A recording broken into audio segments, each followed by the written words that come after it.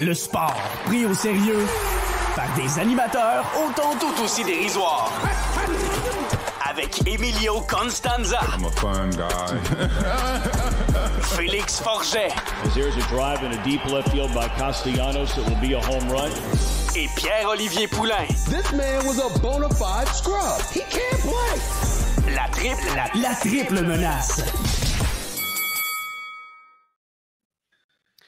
La triple menace, édition du 5 janvier 2025. Bienvenue tout le monde à l'émission pour cette première édition de la triple menace de 2025. Est-ce qu'on est content de vous retrouver après une petite pause qui, on va se le dire, a fait crissement du bien, mais maudit qu'on a manqué du bon stock. Mais aujourd'hui, on est ici pour en jaser avec vous. Juste avant, bien sûr, à la triple menace, ça ne change pas. Toujours le même trio à l'habitude, accompagné de Félix Forget et Pierre-Olivier Poulain et moi-même, Emilio Constanza, au micro. Toujours prêt à vous donner du contenu aussi dank en 2025. Les gars, comment ont été vos petites vacances de Noël vite? Ça a été tranquille, honnêtement. Moi, je sais pas si ça commence à être l'âge pour de vrai, là, mais à 9h, moi, les parties de famille de Noël, à 9h, moi, j'étais cané, là. Sans oublier, Pop, quel âge vas-tu avoir dans quelques semaines? Dans 622. Dans exactement 26 jours, je pogne la trentaine dans 26 jours. Ah, la trentaine, la bedaine, les morveux, l'hypothèque. Ouais, les deux dernières affaires, je te confirme que j'ai pas encore ça. Fait qu'au moins, je m'en fous de ce côté-là. Mais non, tranquille, je pense. Tu sais, j'ai été chez nous quelques jours parce que je travaillais entre Noël et le jour de l'an. Mais pour vrai, tu sais, on a manqué 2 épisodes dans le cycle, mais ça faisait en sorte qu'on a une pause de 3 semaines en vrai. J'avais hâte aujourd'hui. Je trouvais que la semaine de 3 semaines, là, ça a été long. Fait que non, grosse année de 2025 pour le podcast. J'ai vraiment hâte de commencer ça. Ça a été bon, mais ça a surtout valu la peine parce que en deuxième partie d'émission, qui est en fait pas mal 80% de l'émission en soi, on a eu le plaisir de recevoir Renaud Bourbonnais. Donc, ça va être une grosse discussion sur le football d'une heure que vous allez pouvoir écouter à la suite de ce petit segment. Félix, toi, de ton côté, les vacances de Noël, j'ai-tu déteint sur toi? Qu'est-ce qui t'est arrivé? Man, je pense que t'es une mauvaise influence sur moi parce que j'ai été malade. Je suis rarement malade, mais à cause de toi, j'ai été malade, Mio. Donc, t'as ruiné mes vacances. J'espère que c'est tout de ta faute. J'espère que t'es conscient de ça. Non, pour vrai, ça a été... Honnêtement, je me suis dit, j'ai bien choisi mon moment, tu sais, entre les sessions et tout. Puis... Mais je pense que ça fait du bien de... Honnêtement, j'étais un peu content de sauter la dernière semaine parce que j'étais pas mal malade. J'aurais absolument pas été en état de faire un podcast dimanche passé. Mais là, honnêtement, très content d'être de retour. Surtout cette fin de saison de football-là qui a été vraiment cool. Et ben, il s'est quand même passé quelques petites affaires vraiment cool qu'on n'était pas là pour traiter, mais on voulait faire un petit retour là-dessus avant d'aller jaser un peu avec Renaud de football. Parmi tant d'autres choses qui sont arrivées dans le monde du sport, les gars, depuis la dernière fois qu'on s'est parlé sur cette émission, OK? Les Steelers de Pittsburgh ont toujours 10 victoires, alors ils n'ont pas gagné un seul match. Je dirais même qu'ils en ont perdu 4. Au passage, les Bengals de Cincinnati, eux, n'ont pas perdu un seul match et étaient à pas grand-chose de se qualifier en séries éliminatoires. Et parmi tant d'autres choses, ben, les Canadiens de Montréal... La coupe! On est dans le mix! On est dans le mix. Les playoffs, la coupe, les chaises de camping sont prêtes. Jacob Dobèche. Man, c'est de lui que je voulais parler un peu aujourd'hui. On voulait revenir un peu sur ce qu'on a manqué. Je voulais parler de Jacob Dobèche un peu. On en a parlé un peu plus tôt cette saison, quand on avait Charles Alexis était venu, on avait jasé un peu de ça. Comme quoi, ben, le Canadien avait un problème de gardien numéro 2. Samuel Montembeault, ça va, connaît quand même une saison assez impressionnante. Pour un numéro 1, c'est pas exceptionnel, mais ça fait le travail. Mais Caden Primo, c'était épouvantable derrière lui. Puis à ce moment-là, je me souviens que j'avais parlé comme quoi peut-être aller rappeler un deuxième gardien vétéran comme Connor Hughes, par exemple. Ça aurait pu faire du bien à Montembeault de savoir un vétéran et tout, puis pour quelqu'un qui peut calmer le jeu. Jacob Dobèche, finalement, qui a été l'heureux élu, on l'a rappelé le 26 décembre. Et depuis le moment où on a parlé de ça, Jacob Dobèche, je pense qu'il s'est plus rapproché de la chaise de numéro 1 que d'un retour à Laval. Ce gars-là a eu 2 départs. C'est un très petit échantillon. On va tous respirer un petit peu, mais... 2 premiers départs, là. C'est pas comme si on était à sa un énième séjour. C'est son premier séjour dans la Ligue nationale. Là. Puis tu dis ce que j'ai beaucoup aimé, c'est que dans le 2 matchs en 2 soirs qu'on vient d'avoir le vendredi, samedi, on avait, ces 2 matchs sur la route, on avait Chicago vendredi, on avait Colorado samedi. La logique aurait voulu qu'on envoie Debèche contre Chicago le match plus facile et qu'on envoie notre numéro 1 contre l'Avalanche. Mais tu sais quoi, on a fait non, tant pis, on va envoyer Montembeault ici d'aller chercher des points qui sont plus faciles. Puis on va donner le test à Debèche, voir comment il va répondre le kid quand on le met contre l'Avalanche en altitude après avoir voyagé. Tout était contre lui à ce moment-là. Okay? Puis, mais tu sais quoi? Il est allé gagner ce match-là, Debèche. Il a accordé un but en 2 matchs pour le moment. Puis encore là, c'est un très petit échantillon. Les gardiens, tranquillement, pas vite, il va avoir, on va commencer à avoir le livre sur lui, comme on dit. Là, on va commencer à savoir à quel endroit il est plus faible, comment le battre un peu facilement. Mais en ce moment, ce gars-là joue comme un gars qui mérite du temps de jeu à Montréal. Puis je veux bien croire qu'il vienne garder le but samedi. Montembeault a perdu vendredi, lui a gagné samedi. Est-ce que quelqu'un serait vraiment fâché que ce soit Debèche qui ait les buts demain contre Vancouver à la maison pour le retour? Est-ce que quelqu'un serait fâché de ça? Pas moi.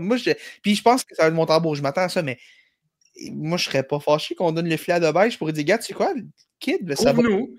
Si t'es dans ton audition, prouve-nous ce que t'es capable de faire. On va te donner un petit peu de... Tu sais, Montembeault en a gaulé 10 de suite, puis là, en a 3, tu sais, c'est 13 matchs depuis le début du mois de décembre pour Montembeault. Ça fait déjà beaucoup de hockey.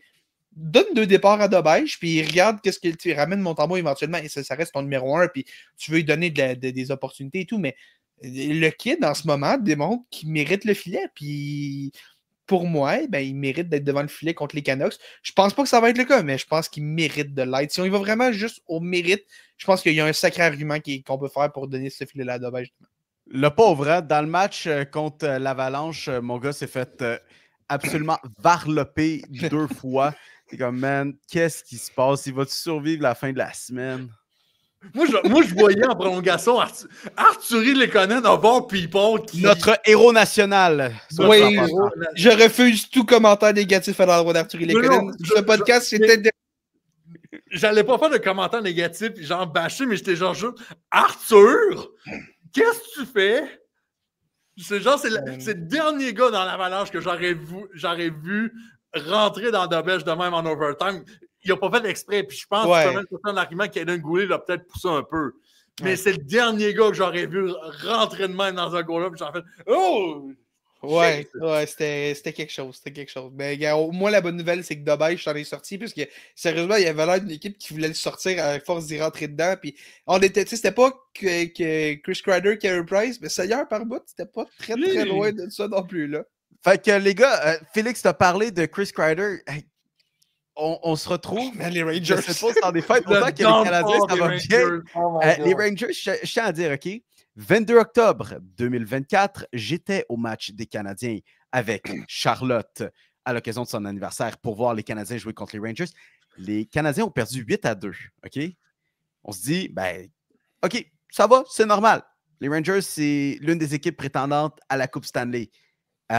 Puis présentement, on est en train de pourrir dans les bas-fonds de l'Est, pas loin d'autres équipes, des 2 autres équipes de l'État de New York, en fait, avec les Islanders, puis les Sabres, puis t'es comme... Man, le Canadien est devant. Le Canadien est devant. On est rendu là. Qu'est-ce qui on est rendu au mois de janvier et le Canadien est devant les Rangers. Qu'est-ce qui est arrivé? Un sérieux problème de culture d'entreprise en ce moment. Je pense que la façon dont on a géré Barclay Goodrow et Jacob Trouba, ça laisse des traces. De voir les dirigeants utiliser des moyens aussi cavaliers pour se sortir de ces contrats-là. Pas respecter les clauses des gars et tout.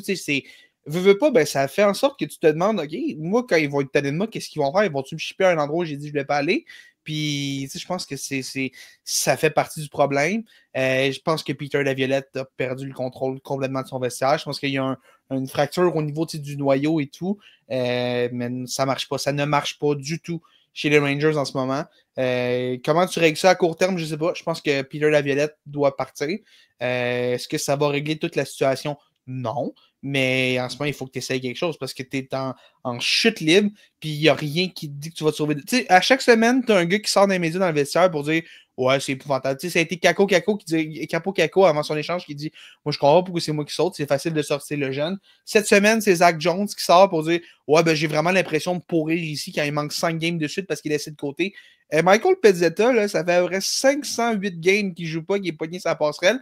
Puis lui, tu vois, il a dit, parce qu'il joue vendredi un peu parce que Patrick Laine était blessé, puis tu sais, ça a été un peu difficile, mais tu sais, les gars ont été là pour moi. Puis 28 games, je pense, Pezzetta qui a manqué. Ou c'est pas plus, je pense que c'était même plus que depuis fin octobre, en tout cas. C'était plus que 2 mois de temps. Pendant ce temps-là, Zach Jones, 5 matchs. J'ai l'impression de pourrir ici, on me respecte pas du tout, c'est vraiment frustrant et tout. Puis, boy, c'est pas facile là, ce qui se passe ici. Puis, il y a des sérieux problèmes chez les Rangers en ce moment. Donc, j'ai hâte de voir comment on va se sortir de là. Parce que en ce moment aussi, un autre problème, on a donné un gros contrat à Alexis Lafrenière plus tôt cette saison. On se dit, waouh, quel contrat. Puis, en début de saison, même en début de saison. Ouais. Très bon. Ça allait super bien. Ça allait super bien. Puis ça, après son gros début de saison, il a signé son contrat. Là, si je ne me trompe pas, je pense que c'est 13 points en 35 matchs depuis qu'il a signé ce contrat-là. C'est épouvantable. Épouvantable. Dans d'autres nouvelles qui se sont déroulées, on parle de culture d'entreprise un petit peu toxique et de joueurs qui veulent s'en aller. Bon, 2 qui se donnent du côté de Miami dans la dernière semaine dans la NBA et dans la NFL. Dans la NFL, la saison des Dolphins s'est terminée en ce dimanche 5 janvier. Tyreek Hill qui parle après ça aux médias dans le vestiaire qui dit « les gars, pour de vrai, j'ai eu du fun, mais en tout cas, je m'en vais d'ici. Je suis trop un compétiteur pour s'en aller d'ici. » Et avec la NBA chez le Heat de Miami, Jimmy Butler, qui pourtant a toujours été un peu ce joueur old school dans cette organisation old school qui est le Heat de Miami et Pat Riley. Puis tout d'un coup, c'est le bordel total. Le gars, il va affronter presque nez à nez, là. Pas n'importe qui au basketball, mais probablement la figure la plus puissante du basketball en ce moment, en Pat Riley. Il dit « Je m'en vais, je veux partir d'ici. » Et Pat Riley et compagnie qui dit « Tu sais quoi? Fuck you, 7 matchs de suspension. » Es-tu en train de me dire que Jimmy Butler a causé de la merde à partir du moment où ça allait mal dans son équipe? Wow! Ça jamais pu arriver. C'est juste la 12e fois qu'il fait ça depuis le début de sa carrière. Fuck you, Jimmy. Dans d'autres nouvelles... J'ai pas pardonné ce qu'il a fait au Timberwolves encore. Dans d'autres nouvelles, Karl Anthony Towns est l'un des meilleurs joueurs dans la NBA. Félix-Antoine échappe son micro. Man, non, là, ça va mal. Là, tout va mal. Là, je suis... Puis Julius Randle, quel bum, man. Non, fuck ça. Fuck ça, man. Fuck ça. Dans d'autres nouvelles, sinon, au basketball, les Cavaliers de Cleveland continuent leur bonne saison et les gars, ils sont en ce moment sur une moyenne pour se rendre à 72 victoires cette saison. Shit! C'est fou, hein? On voyait le talent à Cleveland, surtout, tu regardes Darius Garland, Donovan Mitchell, Evan Mobley, puis Jarrett Allen, tu regardes ça, tu dis, wow, quel quatuor, tu as 4 super gros noms, puis c'était juste en anglais, c'est l'expression put it all together, là, faire en sorte que ça marche, que le gâteau, il pogne, comme on dit, là, mais il pogne, puis il pogne pas à peu près. Là. On voyait les Celtics comme étant cette équipe indétrônable-là dans l'Est en ce moment, cette saison, mais en ce moment, cette équipe indétrônable dans l'Est, elle joue à Cleveland. Puis c'est pas Boston, c'est l'équipe qui joue à Cleveland. Fait qu'on va avoir une finale, 72 victoires, les Cavs, on va avoir une finale contre LeBron James au Golden State, puis les Cavs échappent une avance de 3-1 finale. Oh, non. Non. À vous. Prise 2. Puis pour quand même la NBA, c'est quand même pas vide de nouvelles parce que bon, Dieu sait qu'il y en a eu d'autres. LeBron James a soufflé ses 40 bougies, les gars. Lui, il est vieux, pas moi, là. Lui, il est vieux. Puis il doit encore carry toute une équipe sur son dos parce que maudit que ça a de la misère à Los Angeles, au point même que on a encore une fois transigé D'Angelo Russell aux Nets de Brooklyn. Dans le doute, échange D'Angelo Russell. Le temps est une roue qui tourne. Mais là, ce que j'aime pas de ça, c'est que ça veut dire qu'après ça, il s'en va avec les Warriors. Puis il va être échangé aux Timberwolves après. Puis ben ça, j'ai peur que ça arrive. Mais au moins, Karl Anthony Towns, il sera plus là pour créer de problèmes au Minnesota. Écoute, veux-tu qu'on en parle? On en parle de débat et de problèmes un peu. Puis moi, c'est un peu ça que j'ai retenu un peu de. Outre le fait de l'écrasante déconfiture de l'équipe canadienne au dernier championnat mondial junior, mais je pense que tout le monde en a fait un peu. Derrick Rose, qui va être retiré son chandail numéro 1 par les Bulls. Êtes-vous pour? C'est-tu mérité? Oui. Absolument pas. Bon, OK. Parce que moi, j'ai vu passer. Genre, la meilleure cour que j'ai vu passer sur Twitter, c'est que Derrick Rose a la meilleure PR team de l'histoire du sport. Ah, OK. Non. C'est pas mon opinion, je trouvais ça juste drôle. Pop. Au-delà de ça, OK, c'est au même titre que, je sais pas moi, un joueur comme. Je veux pas quand même les mettre non plus parce que je veux pas non plus manquer de respect à de tels joueurs, mais admettons, voyons, c'est qui que les Warriors ont retiré leur numéro, là? Pas les Warriors, le Thunder. Des gars des Sonics? Ouais. Gary Ben, Payton? il y a eu... Camp? Je sais plus. Bref, anyways, on va comparer à un autre joueur. Bref, on va y aller avec un Tim Duncan, OK? On va par exemple un joueur comme Tim Duncan. Tu vas comparer ça a été... Non, mais c'est ça. Je ne veux pas non plus manquer de respect à Tim Duncan, mais ça a été un grand joueur, mais tu sais, bon, OK, ça n'a pas été nécessairement, oui, un joueur qui a eu les plus grosses statistiques, mais au-delà de ça, Tim Duncan, c'était, oui, un bon joueur de basketball, mais c'était aussi, bon, le système. Puis là, hop, t'embarques dans quelque chose d'intangible, la culture, tu sais. Tim Duncan a imposé une culture gagnante à San Antonio, a gagné des championnats. Bon, Derrick Rose, on dira, ça aura été de courte durée, on n'a pas gagné de championnat, mais l'apport culturel que Derrick Rose a eu sur le basketball a été extrêmement important, a refait en sorte que les Bulls ont été une équipe dont on parlait dans ces années-là. Il a été, soit dit en passant, le MVP le plus jeune de la Ligue de la NBA. On peut dire ce qu'on veut, est-ce que ça a été volé à LeBron James ou non? À la fin de la journée, c'est pas à nous de décider de ça. C'est les gens qui ont voté pour ça. Puis, au-delà de ça, on sait très bien à quel point les médias aiment parler de LeBron James. Alors, c'est food for thought, mais moi, je suis absolument pour l'idée que Derrick Rose fasse retirer son chandail. Là. Mais écoute, moi, le point que je veux amener, puis je pense que je l'avais mentionné à Félix un peu plus tôt cette semaine, c'est que si les Bulls de Chicago qui sont abysmal depuis que Michael Jordan, Pippen, Rodman a donné un deuxième triplé aux Bulls à la fin des années 90. Et si Derrick Rose n'est pas un gars de Chicago, son numéro, il est-tu retiré? Moi, ce que je pense, c'est faut pas voir les Bulls de Chicago retirer le chandail de Derrick Rose. Faut plus voir Chicago, la ville en tant que telle, retirer. Ouais, fuck it, pas d'astérix. On peut juste apprécier ça, man. Parce que si tu le vois comme les Bulls qui retirent un chandail, c'est sûr que tout le monde va se tirer les cheveux. J'en ai pas beaucoup en ce moment, là.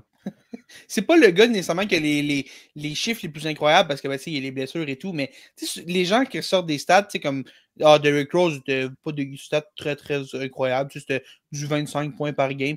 25 points par game, là, fin des années 2000, début des années 2010 dans la NBA, c'était à peu près l'équivalent de 33 points par game aujourd'hui. C'était une game qui était complètement différente. Là. Puis il faut considérer ça parce que c'est pas la même NBA aujourd'hui que ce l'était avant. Oui, il a manqué des années, puis il va toujours avoir cette question-là avec Derrick Rose, ouais, mais si les blessures n'avaient pas lieu ou quoi que ce soit. Et c'est sûr, puis c'est sûr que tu le retires comme tu regardes ça comme étant, on sait le numéro du joueur de basket, c'est vrai que c'est bizarre. Ça fait un peu Chris Neal à Ottawa, ça fait un peu ordinaire, mais c'est un gars qui a tellement eu un impact dans cette ville-là. C'est le gars de Chicago qui repêché premier, amène un nouvel espoir à Chicago et tout. Puis tu peux pas écrire l'histoire des Bulls sans parler de Derrick Rose. Puis je pense que c'est pour ça qu'on a retiré son chandail. Tu peux écrire l'histoire des Bulls sans parler de je sais pas pourquoi je pense à lui, le mettre Joakim Noah ou Luol Deng ou peu importe, mais Derrick Rose, c'est trop un morceau important de cette franchise-là pour pas retirer son numéro. Puis je pense que c'est pour ça que le numéro 1 de Derrick Rose va être dans les hauteurs de l'aréna des Bulls de Chicago. Puis bien sûr, le nom que je cherchais, c'était Nick Collison pour le Thunder. Oui. Oui.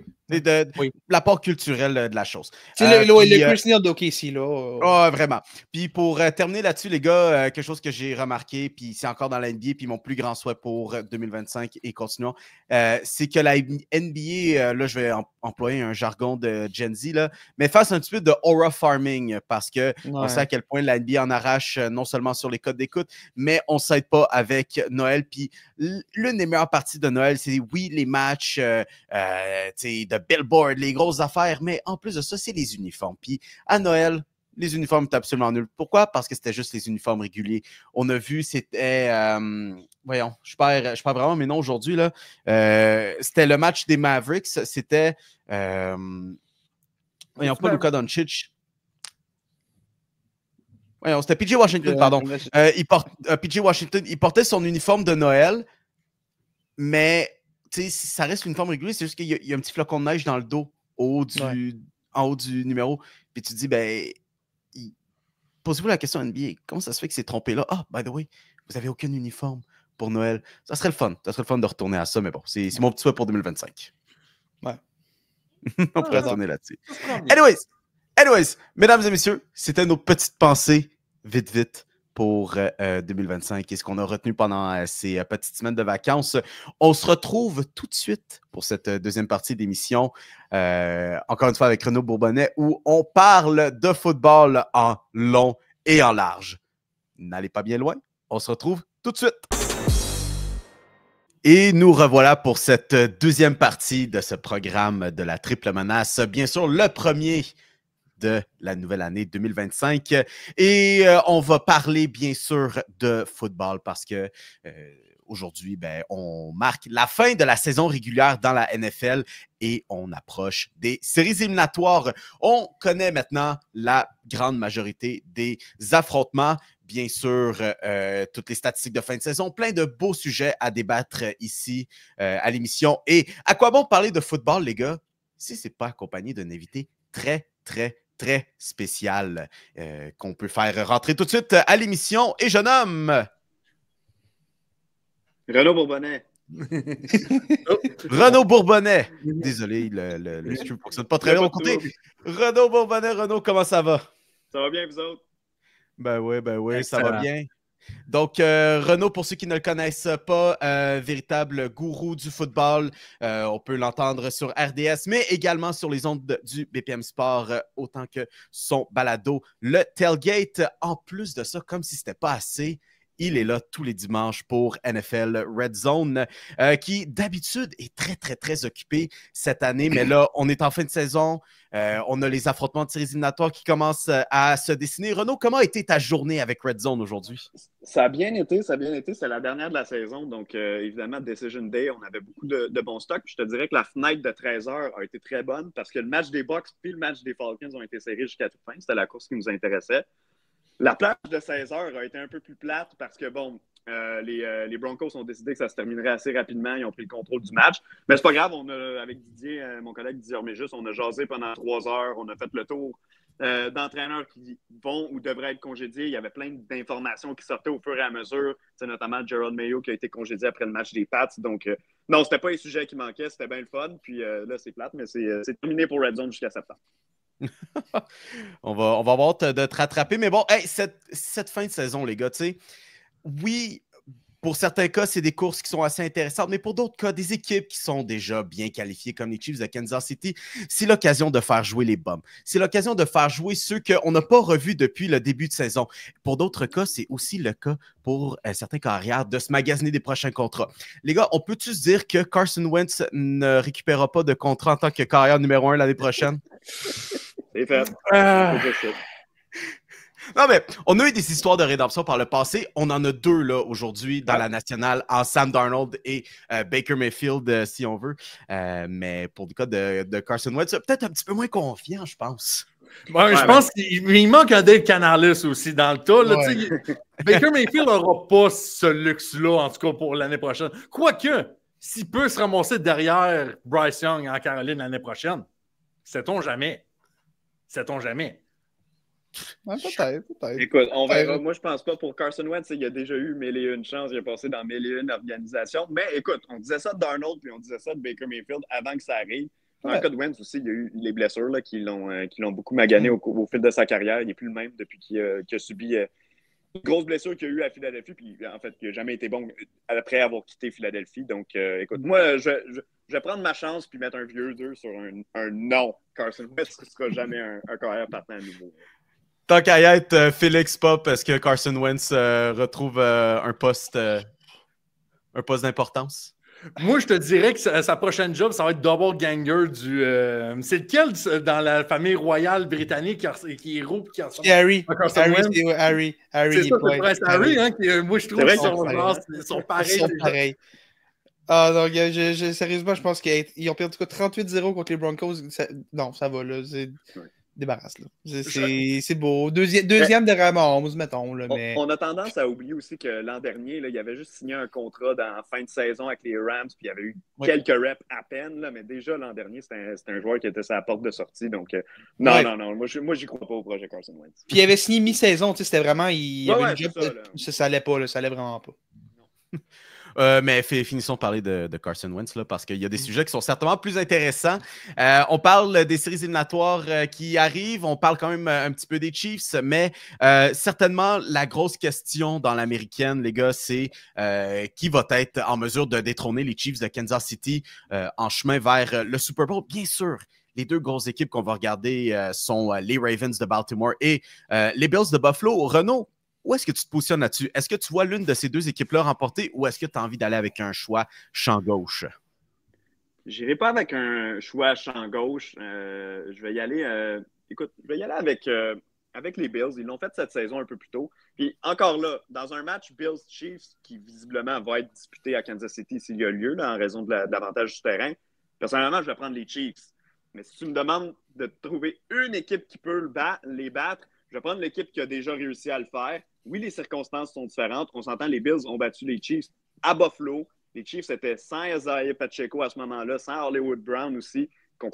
À un certain point, on ne pensait pas qu'elle allait revenir en fin de saison, Hollywood Brown. Puis finalement, c'est une belle surprise. Puis il réussit à tirer l'épingle de son jeu puis à ajouter de quoi dans l'attaque des Chiefs, comme on pensait qu'elle allait le faire avant le début de la saison.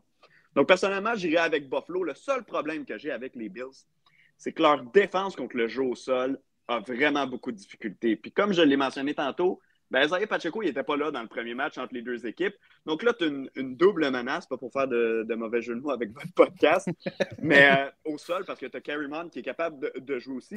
J'ai l'impression que la bonne nouvelle pour les Chiefs, puis on s'entend, sont 15-2, puis on pourrait dire 15-1, là, parce que je vais enlever le match d'aujourd'hui de l'équation.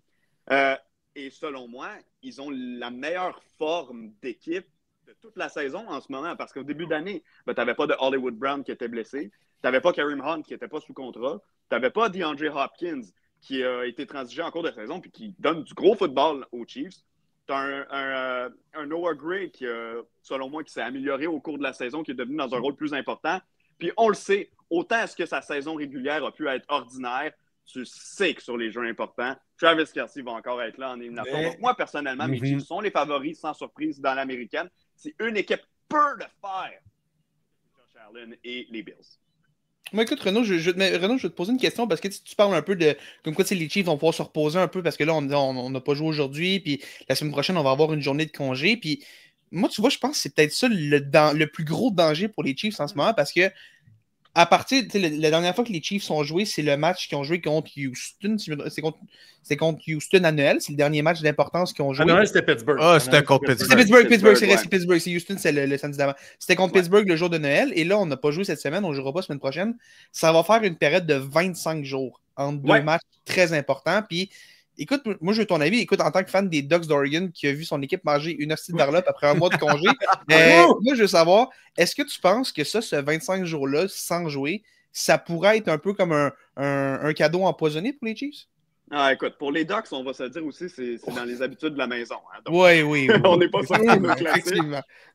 Moi, écoute, c'est sûr et certain que, comme toi, je me suis gratté la tête en me disant « Oh, est-ce que c'est une bonne nouvelle pour les Chiefs? » Par contre, ce qui est, puis là, je le mets entre des grosses guillemets, rassurant pour eux, c'est qu'au deuxième tour, ils ne vont pas se prendre directement les Bills ou ils ne vont pas se prendre directement les Ravens. Ils vont prendre la moins bonne équipe qui va rester. C'est-à-dire, écoute, soit une des équipes repêchées ou les Texans de Houston. Puis pour moi, je regarde vite comme ça. Est-ce qu'il y a une équipe là-dedans qui peut leur donner un vrai gros défi? Moi, j'aime beaucoup les Chargers, j'aime beaucoup Jim Harbaugh comme entraîneur, puis j'adore ce qu'il a réussi à construire. Mais est-ce qu'à l'année 1, on est prêt à renverser les Chiefs? Je ne sais pas. Je pense que les Chargers sont capables de gagner un match éliminatoire. Je ne pense pas qu'ils sont capables de se rendre jusqu'au bout cette année, mais regarde, il y a des surprises à tous les ans, donc on verra.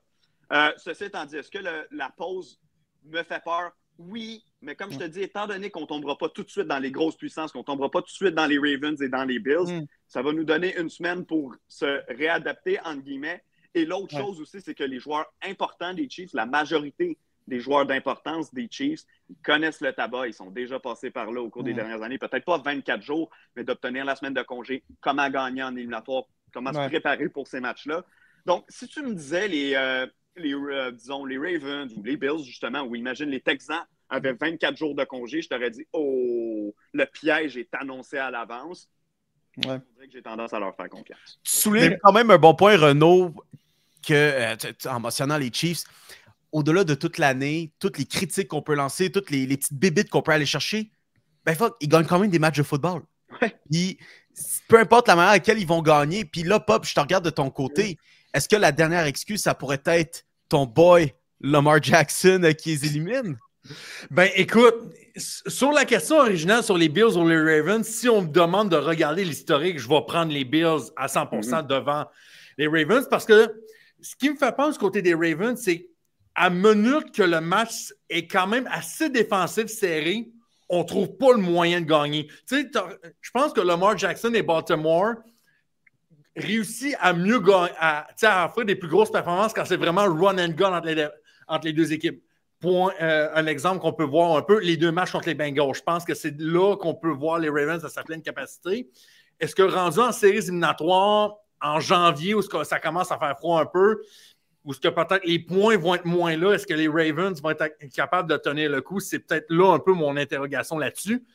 Mais Renaud l'a souligné, mais moi, les Chargers, tu sais, on parle beaucoup du narratif de genre « Oh, Joe Burrow, c'est la bête noire de Patrick Mahomes. » Justin Herbert est capable de le faire. Justin Herbert est capable de le faire. C'est un rival de division des Chiefs. Il l'a prouvé à quelques reprises. Et avec J.K. Dobbins, Ladd McConkey, Jim Harbaugh, je pense que c'est peut-être la meilleure édition que Justin Herbert a sous la main. Je suis d'accord. Un 2 piastres sur les Chargers pour battre les Chiefs, je pense que j'irais de ce côté-là. Mais écoute, les favoris, mais tu sais, ça reste encore que ça, c'est comme à la UFC ou à la boxe. Si tu veux battre le champion, il ne faut pas juste que tu ailles au sol pour le battre sur un combat serré. Il faut que tu l'envoies knock-out et que ce soit sans équivoque. Ouais. Puis les Chargers aussi, là, je t'avoue que je n'ai pas été voir les statistiques d'équipe compilées après les matchs d'aujourd'hui qui, de toute façon, on s'entend, ne valent pas grand-chose au niveau statistique. Mais les Chargers, au niveau des points accordés, c'était dans le top de la Ligue. Pendant la majorité de la saison, ils étaient premiers. Là, je t'avoue, aujourd'hui, je ne sais pas s'ils sont encore. Mais ils ont tellement eu une bonne saison défensivement que, justement, tu as un Justin Herbert puis des morceaux qui vont bien en attaque pour les Chargers aussi. Donc, si une équipe vraiment champ gauche pouvait causer la surprise, si parmi les équipes repêchées, j'avais à en choisir une pour sortir de l'AFC et se présenter au Super Bowl, ben c'est sûr que je vais prendre les Chargers, puis je les prends devant les Texans aussi, mais ça, je pense que vous allez être d'accord avec moi. Renaud, je te confirme... pas les Steelers de Mio? Je viens... Non. Renaud, je te confirme, je viens d'aller faire la recherche, je te confirme, les Chargers terminent au premier rang pour le nombre de points accordés, sont au premier rang. À égalité avec les Vikings du Minnesota, mais bien sûr, sont en train de jouer au Monday Night Football, à moins d'un jeu blanc ce soir contre les Lions, mais ça va faire en sorte que les Chargers, à 301 points, juste 300 points accordés sur 17 matchs, c'est pas énorme. C'est pas énorme. C'est même pas 20 points par game, c'est même pas 20, man, wow. Puis c'est pas là qu'ils ont concentré leurs efforts de la saison morte, ni au repêchage, ni chez les agents libres. Moi, j'espère que les Chargers, parce que là, on a voulu construire sur le jeu au sol, on court beaucoup. J.K. Dobbins a été en santé pour la majorité de la saison, puis là, il devrait l'être pour les éliminatoires. C'est sûr que si on le perd, ça change la donne, mais s'il est en santé, on se donne une chance, on court bien, on a un bon carrière athlétique, bon passeur, bras puissant en plus. Et la défense, bon, on vient de le dire, qui a tellement bien fait. Pour moi, la priorité dans la saison morte, puis je me transporte vite dans la saison morte, là, pour les Chargers, il faut rajeunir la défense parce que des Khalil Mack puis des Joey Bosa, ça ne rajeunit pas. On est chanceux qu'il ait été en santé pour une bonne partie de la saison, mais au final, ce n'est pas des options viables ni par le fait qu'ils ne sont pas souvent en santé, ni par le fait que ce sont des joueurs vieillissants. Donc, on a du talent à peu près toutes les positions en attaque. Notre ligne en attaque, on a nos 2 bloqueurs peut-être pour les 10 prochaines années s'ils sont en santé. Le porteur de ballon, bon, peu importe que ce soit Dobbins ou un autre dans l'avenir, ça se trouve somme toute facilement. Puis au poste de receveur, je ne sais pas si vous avez vu, mais Quentin Johnson a eu son meilleur match en carrière aujourd'hui. Il a 12 réceptions. Il a fait un cash au 4e quart en fin de match. Là, j'en fait OK, il y a quelque chose là. Exact, près du sideline. C'était une superbe réception. Et tu as Ladd McConkey qui, au final, a été un gros coup de circuit en deuxième ronde au repêchage. Donc, et tu as Justin Herbert au poste de corps. Donc, en principe, ton attaque est non seulement efficace, mais relativement jeune aussi. Là, je regarde du côté de la défense, c'est ça. On est efficace, mais si on peut tout de suite prendre de l'avance, tu sais, comme les équipes comme les Eagles font, repêcher les joueurs, pas quand on a un trou, quand on sait qu'il va y avoir un trou dans 1 ou 2 ans, puis on prépare les joueurs à entrer. Donc, j'ai l'impression que chez les Chargers, on a l'occasion de faire ça. Puis c'est vraiment, même si c'est pas lui qui prend toutes les décisions au niveau du recrutement de personnel, mais quand même, chapeau à Jim Harbaugh qui a amené une vraie identité à cette équipe-là. Parce que moi, depuis que j'écoute le football, depuis que je suis jeune, il y a une tendance qui revient tout le temps. Les Chargers, même quand ils ont une équipe puissante, ils trouvent le moyen de s'effondrer, de perdre des matchs, de mal se positionner pour les éliminatoires alors qu'il y aurait l'occasion d'avoir des semaines de congé ou il y aurait l'occasion d'avoir des matchs à la maison. Il y a toujours des mauvais entraîneurs qui passent là. Là, je pense qu'on en a un vrai en Jim Harbaugh. Puis quand tu dis les décisions de personnel, je pense que Jim Harbaugh était une grosse acquisition, mais d'amener Jesse Minter comme coordinateur défensif, peut-être un nom qu'on connaît moins, mais attention, parce que là, il va avoir des postes d'entraîneur-chef. Le nom de Jesse Minter va être lié à tous ces jobs-là parce que ce gars-là fait un travail exceptionnel avec la défense des Chargers. On l'a dit, même pas 20 points par match, 301 points sur toute la saison. Il n'y a pas nécessairement des... C'est ça, non, c'est ça. Puis il n'y a pas une tonne de grands noms là-dedans. Là. Oui, tu parlais de Bosa, Mac, mais puis Derwin James aussi que j'ajouterais, mais c'est pas une défense qui, sur papier, est particulièrement dominante.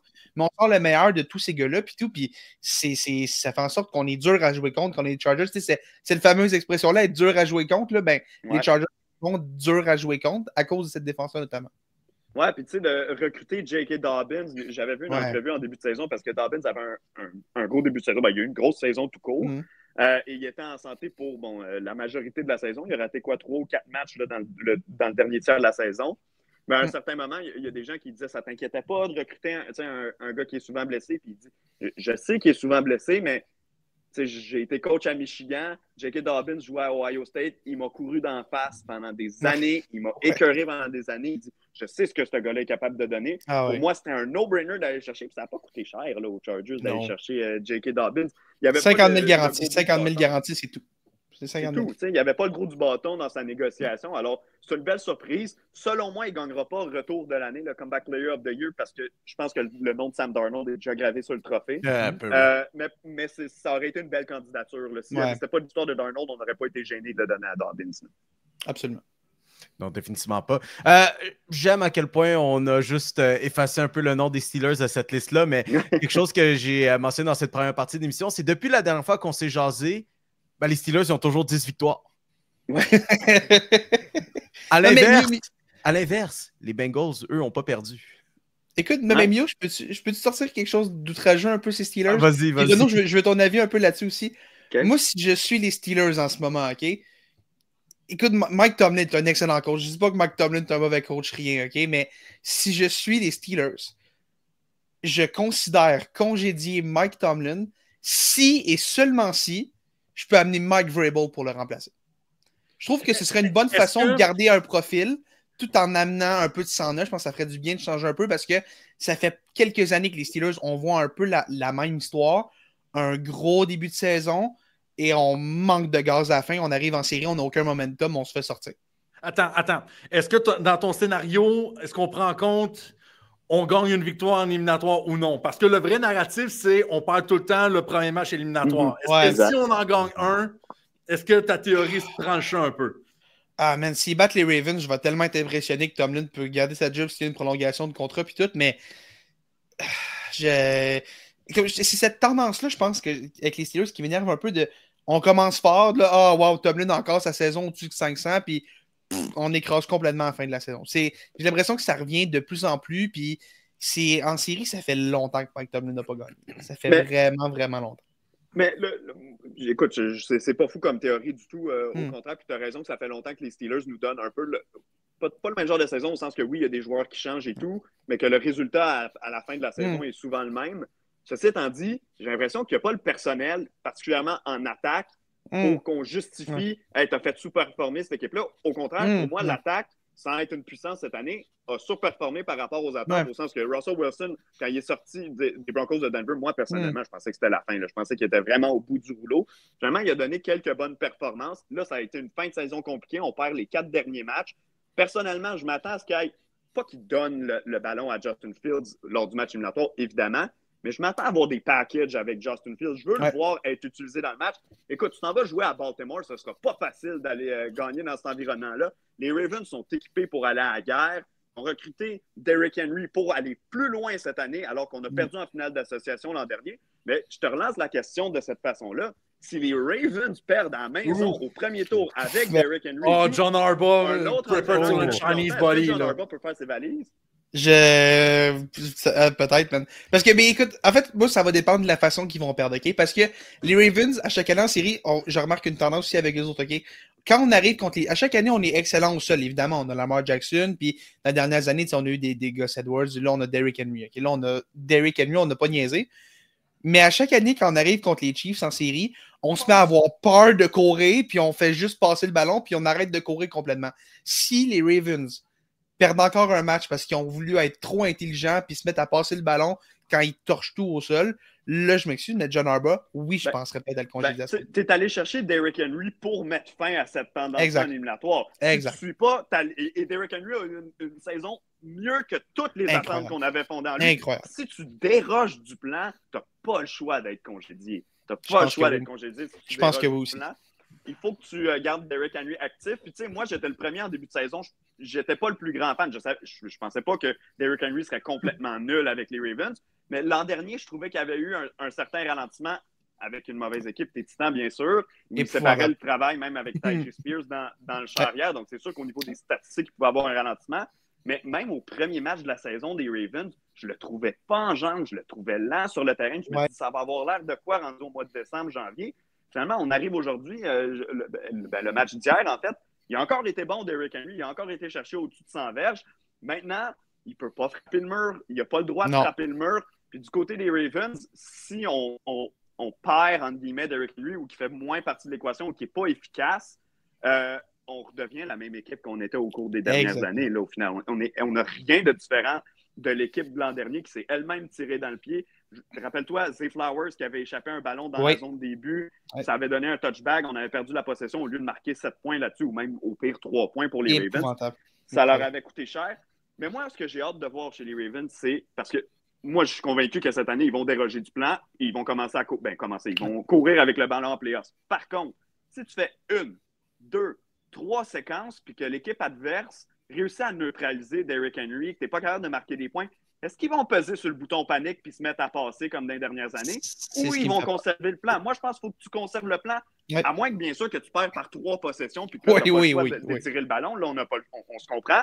Mais sinon, continue d'imposer le jeu au sol. Il est tellement menaçant. Il amène des gars dans la boîte. Il fait descendre les safeties de 2-3 verges avant le jeu à chaque fois qu'il est sur le terrain. Donc, non, tu ne peux pas te passer de Derrick Henry. Et il a prouvé par le passé que les grandes occasions, ils ne font pas peur parce qu'en play-off, il y a eu des bons matchs avec les Titans dans sa carrière.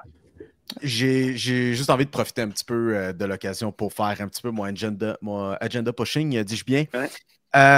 Bon, OK. Les Steelers, OK.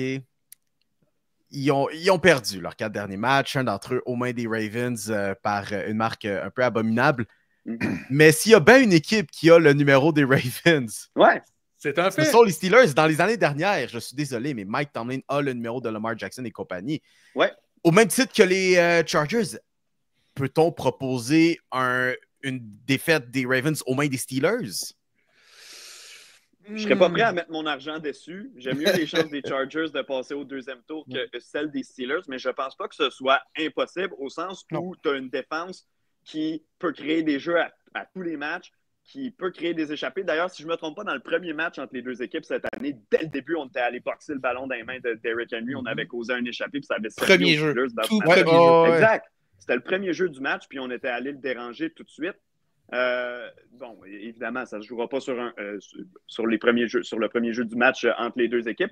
Par contre, tu as une défense tellement solide que si tu réussis à garder ça en bas pointage, et autant est-ce que je ne suis pas un fan de la fin de saison de Russell Wilson, s'il y en a un qui nous a montré que quand il reste 1 minute, puis qu'il y a juste un temps d'arrêt, puis qu'il a besoin d'un toucher, il n'y a pas les mains qui shake, Russell Wilson. Il est capable de jouer sous la pression. Il a vécu ces moments-là auparavant dans sa carrière.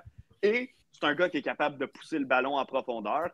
Maintenant, ce que j'aime pas avec les Steelers au niveau du passing game, c'est que, mon Dieu, ils n'ont pas de receveur. Puis ils ont tout essayé. Hein. Cette année, ils ont été impliqués dans les rumeurs pour Courtland Sutton dans la saison morte, Brandon Ayuk avant le début de la saison, Cooper Kupp à la date limite des transactions. Oui, ils ont été impliqués dans les rumeurs aussi. Ils sont impliqués dans toutes les rumeurs de transactions. Puis cette année, soit qu'ils vont en repêcher un en début de repêchage, receveur, ou ils vont en signer un ou sur le marché des joueurs autonomes ou transiger pour un. C'est sûr qu'ils vont encore essayer d'aller chercher un autre receveur parce que pour moi, George Pickens, c'est pas un receveur numéro 1. Puis surtout, ça lui nuit d'être seul dans ce groupe-là. Tu sais, hier, on l'a vu, il échappe des ballons à des moments clés. Autant est-ce qu'il est capable d'attraper n'importe quel ballon, il est capable aussi d'échapper n'importe quel ballon. Je l'aime bien, George Pickens, mais je l'aime pas tout seul de talent dans un groupe de receveurs. Quand Van Jefferson est ton numéro 2, tu as un sacré problème. Peu importe qui est ton numéro 1. Tu beau avoir Justin Jefferson, si Van Jefferson est ton 2, come on. Come on. Non, mais en tout cas, ça pour dire grosse game, effectivement, de George Pickens dans la défaite contre les Bengals. On a parlé de ballons échappés, ce sont 3 ballons échappés pour Pickens. A été visé à 5 reprises et une seule réception pour un grand total de 0 verges, un gros donut dans son cas. Passons un petit peu maintenant du côté de la nationale où, là, cette fois-ci, la question, c'est qui pourrait aller rencontrer les Chiefs? On a des grosses équipes de l'autre bord. Maintenant, la question à 1 million, qui en sort? Parce que là, il y a tellement de dynamiques qui peuvent changer. Là. En ce dimanche soir, on a le match final entre les Vikings et les Lions pour la tête de la division.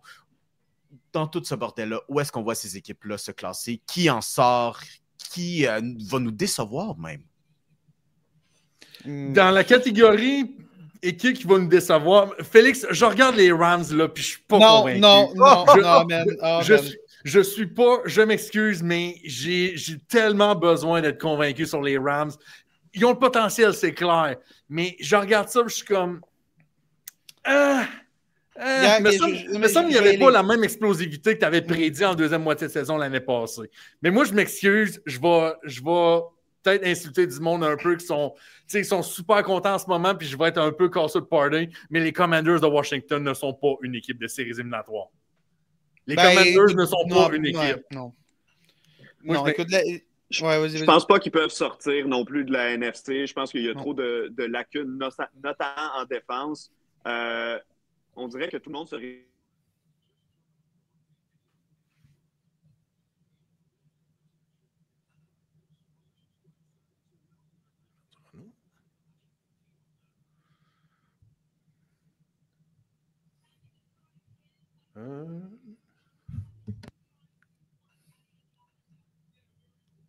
Qui va dire de quoi?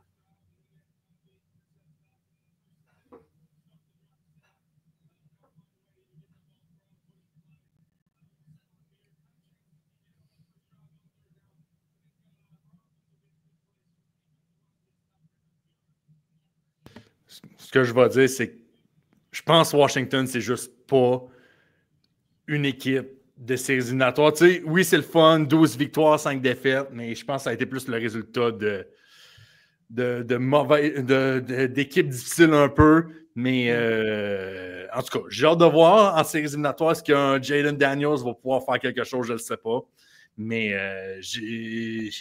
Green Bay, Tampa Bay, je serais down. Pour vrai, si on pouvait me dire que Tampa Bay pourrait causer une certaine surprise à quelque part, moi, je serais partant. Mais Renaud, tu as perdu à peu près quelques secondes un peu. Je voulais juste laisser finir ton point un peu là-dessus de ce que tu voulais avancer.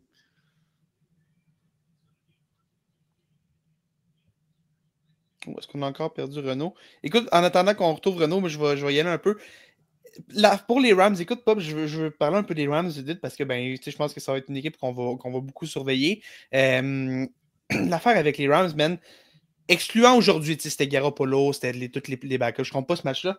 On est 9-2 à nos 11 derniers matchs, donc j'ai quand même confiance que on trouve des moyens de gagner pour les Rams. C'est assez clair, on n'a pas beaucoup de difficultés à trouver des moyens de gagner. C'est sûr que niveau attaque, c'est un peu difficile par moment. Je suis d'accord avec toi que l'attaque a déçu un petit peu dans cette deuxième, pas cette deuxième moitié, mais depuis le match des Bills, c'est un petit peu plus difficile offensivement, mais man, on a battu les Vikings plutôt cette saison.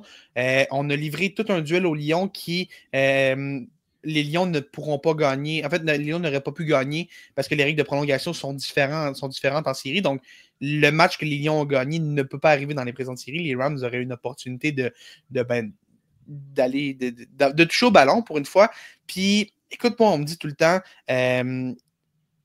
hop pour le meilleur carrière, fais confiance au meilleur carrière. Moi, je regarde la NFC en ce moment. Quand mes options, c'est Jared Goff, Jalen Hurts, Jalen Daniels, Sam Darnold, Jordan Love ou Baker Mayfield, le meilleur carrière dans la NFC en ce moment, c'est Matthew Stafford. Puis je prends Matthew Stafford. Je pense que c'est le carrière que... Je pense que ce ne sera pas un défi facile parce qu'on va se prendre les Vikings ou les Lions, l'équipe qui va perdre le match de ce soir. On ne sait pas encore au moment où on enregistre, mais l'équipe qui va perdre ce match-là va affronter les Rams. Le meilleur carrière de cette conférence-là en série, c'est Matthew Stafford. Puis Puka est le numéro 1 clair de cette équipe-là. Cooper Kupp, je pense que la semaine de congé va y avoir fait tellement de bien. Je pense que ce gars-là joue blessé depuis longtemps. Puis les Rams ont joué des matchs de série depuis 3 mois de temps à peu près. Je pense que d'avoir pu avoir cette semaine-là où est-ce qu'on a pu comme se reposer un peu, ça va avoir fait du bien. Ce qui m'inquiète un petit peu pour les Rams, c'est la très jeune défensive. Jared Verse est excellent. Braden Fisk est excellent. Puis même Kobe Turner. Mais c'est une jeune défensive. Puis ça pourrait être un problème en série. Mais je pense que l'attaque va avoir des grosses séries. Je pense que Matthew Stafford va avoir une très, très, très grosse run de série. On pourrait perdre dès la semaine 1. On va être devant nos partisans, mais ce ne sera pas un défi facile avec les Lions ou les Vikings. Mais, man, je crois en cette équipe-là depuis 2 ans. C'est ma deuxième année qu'on fait ce podcast-là. Puis c'est la deuxième année que je crois à cette équipe-là quand elle est 2-4 ou 1-4. Puis je vais encore y croire cette année. Je pense que les Rams ont beaucoup trop de talent pour être complètement tassés de la main comme ça. Je pense qu'il faut les considérer sérieusement. I'm back, baby. Puis dans tout cet échiquier-là, on parle d'équipes qui peuvent surprendre, mais aussi d'équipes qui peuvent décevoir. Les Eagles de Philadelphie, les gars, est-ce que cette fois-ci, on peut y croire cette année ou est-ce qu'on peut encore discuter d'une équipe qui va décevoir comme ils l'ont fait l'an dernier? Là, on n'est pas assuré à 100% que Jalen Hurts va jouer, mais comme... Il était blessé, oui, la semaine dernière. Très sûrement qu'il a juste été reposé cette semaine. Ouais. Comment est-ce qu'on voit les chances des Eagles dans ces séries éliminatoires-là? Moi, il y a quelque chose que j'aime avec les Eagles. Bon, de un, on s'entend, l'ajout de Saquon Barkley est majeur. Là, pour eux, cette saison, il a tellement été bon. Il a couru pour 2000 verges. Donc, ça, c'est sûr et certain. Mais il y a quelque chose que les autres équipes n'ont pas. Si je regarde dans l'américaine, OK? Tu veux pas aller à Kansas City, c'est froid, ils sont bons à la maison, c'est bruyant. Tu veux pas aller à Buffalo, c'est froid, c'est bruyant quand ils sont à la maison. Tu veux pas aller à Baltimore, c'est froid, c'est bruyant quand ils sont à la maison. J'enlève les Texans de Houston là-dedans parce qu'ils jouent au Texas. Mais je regarde de l'autre côté dans la nationale les équipes qui vont jouer à la maison. Rams, Dome. Lions, s'ils jouent à la maison, Dome. Vikings, s'ils jouent à la maison, Dome. Buccaneers, c'est en Floride, donc la température va être clémente.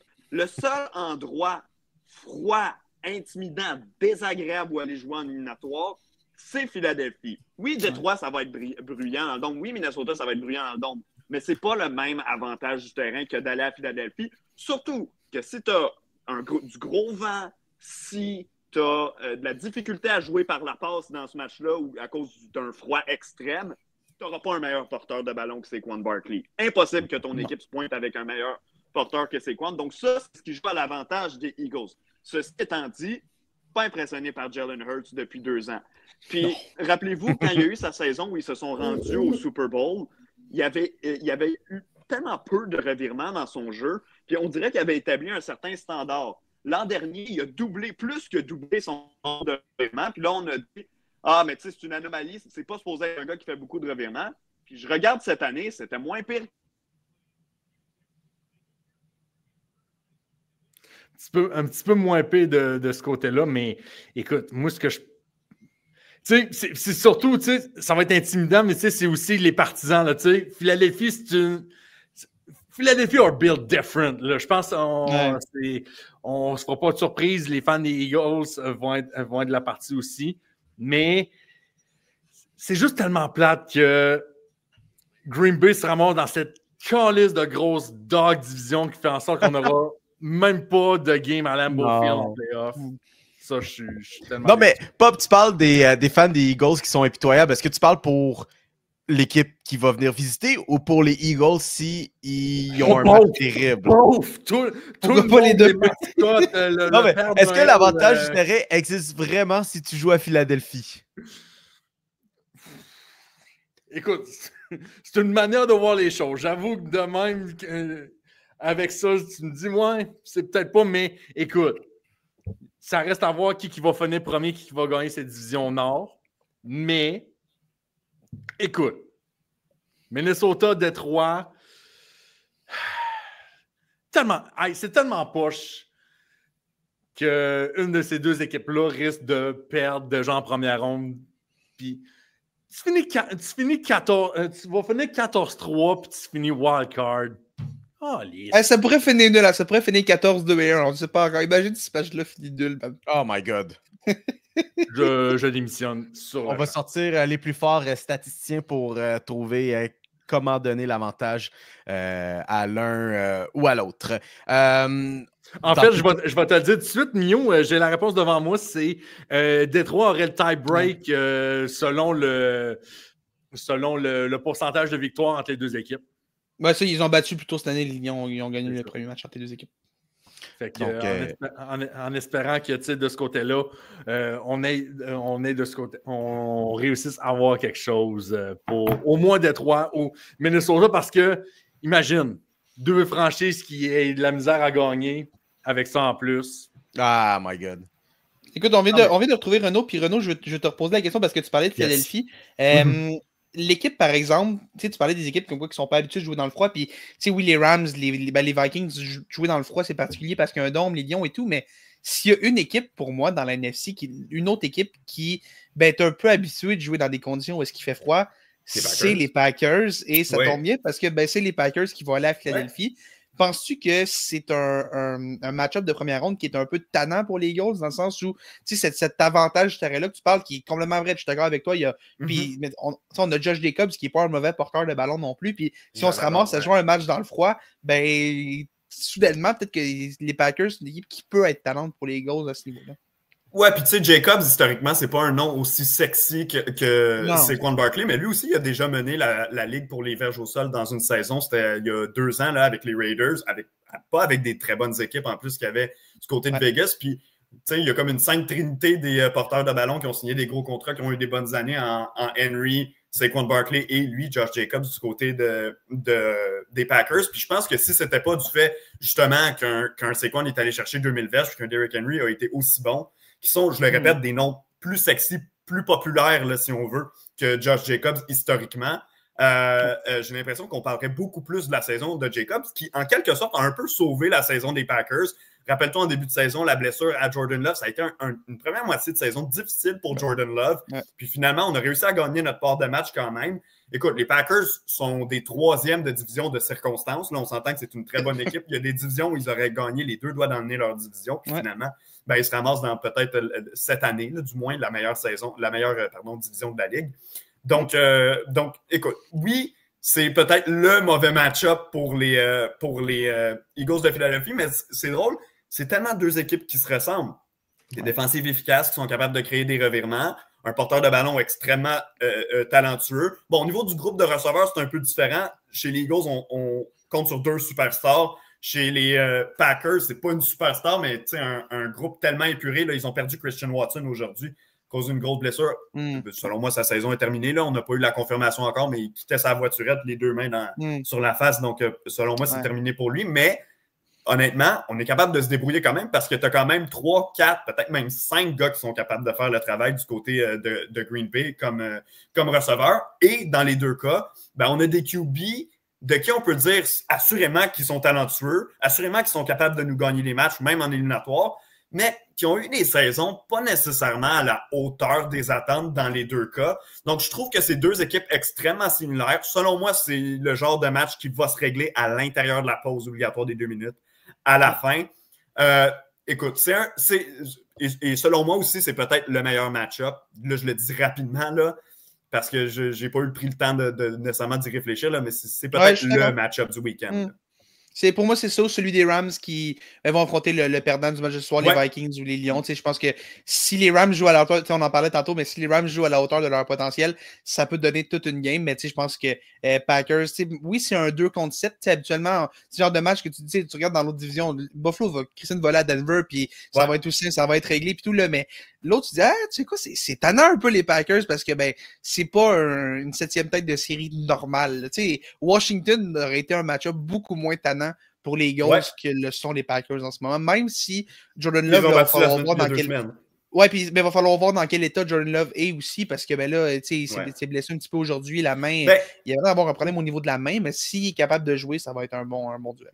Ouais, c'est ça. Tu sais, il s'était saisi les doigts pendant le jeu. Finalement, quand il est sorti, ils ont dit que c'était le coude qui l'ennuyait. Mais je sais pas si tu as vu à la fin, parce qu'il y avait un enjeu de classement pour les Packers. Puis quand, à la fin, c'était vraiment pas fait qu'ils allaient gagner, on a vu que Jordan Love a recommencé à lancer des ballons sur le sideline à comme 3 minutes de la fin du match. Puis finalement, il n'est pas rentré. Ça n'a pas été nécessaire parce que les Bears ont gagné le match. Mais bref, les circonstances ont fait en sorte qu'on n'a pas eu à ramener Jordan Love sur le terrain. Par contre, pour rebondir sur ce que tu as dit sur les Rams tout à l'heure, parce que évidemment, mon téléphone buguait, moi, je pense que la semaine de congé, là, parce qu'on a reposé les joueurs étoiles cette semaine, je pense que ça va leur faire beaucoup de bien. Parce que depuis le match contre Buffalo, qui pour moi avait été là, un masterclass de coaching de Sean McVay, qui avait conservé le ballon, qui avait bien couru, qui avait géré le cadran comme un maître pour gagner ce match-là, parce qu'il savait que s'il faisait juste jouer à qui est le plus fort avec Josh Allen, qui était au sommet de sa forme, il allait perdre. Mais Matthew Stafford, dans les 3 matchs qui ont suivi, il n'a pas bien paru. Même si on allait chercher des fois la victoire, c'était difficile pour lui. Mais de se reposer une semaine à ce temps-ci de la saison, puis surtout d'avoir les matchs à domicile pour les éliminatoires, du moins pour le premier tour, je pense que ça peut le servir. Et moi, à mon propre podcast au Tailgate, il y a 2 semaines de ça peut-être, j'avais dit pour moi, il y a 3 équipes seulement qui peuvent sortir de la NFC, et les Rams faisaient partie du lot. Parce que justement, j'ai l'impression que autant ce que cette équipe-là peut perdre contre n'importe qui, n'importe quelle semaine, elle peut aussi battre n'importe qui, n'importe quelle semaine. Donc, j'ai l'impression que tu tournes le 25 cents dans les airs avec les Rams à chaque semaine. Tu me diras que tu as peut-être des équipes plus efficaces, mais par exemple, je prends un Washington. Est-ce que Washington peut gagner, peut-être surprendre et gagner un match? Écoute, peut-être. Mais Washington ne se rendra pas jusqu'au bout. Impossible que Washington enligne les victoires sur la route en plus pour se rendre loin en éliminatoire. Ils ne sont pas rendus là dans leur processus non plus. C'est une équipe qui est en construction, Washington. Mais quand même, pour moi, il y a trop de lacunes, particulièrement contre le jeu contre la passe là, pour Washington, qui sont incapables d'arrêter les passeurs. Ils ont ajouté Marshon Lattimore, mais on l'a vu, il est tellement tout seul qu'il prend des pénalités à répétition parce que... Quand il joue, parce qu'il est tellement tout le temps blessé. Oui, exact. Il a raté comme 5 premiers matchs après la transaction. Je pense qu'il en a joué 3 ou 4. En tout cas, bref. Je pense qu'il s'ennuie de Mike Evans. Il s'ennuie son ami Mike Evans. Il s'ennuie sa batte avec Mike Evans un peu. Hey, d'ailleurs, vous avez vu ça, Mike Evans, à la fin du match aujourd'hui? T'aimes pas vu qu'il juste mettre le jeu au sol?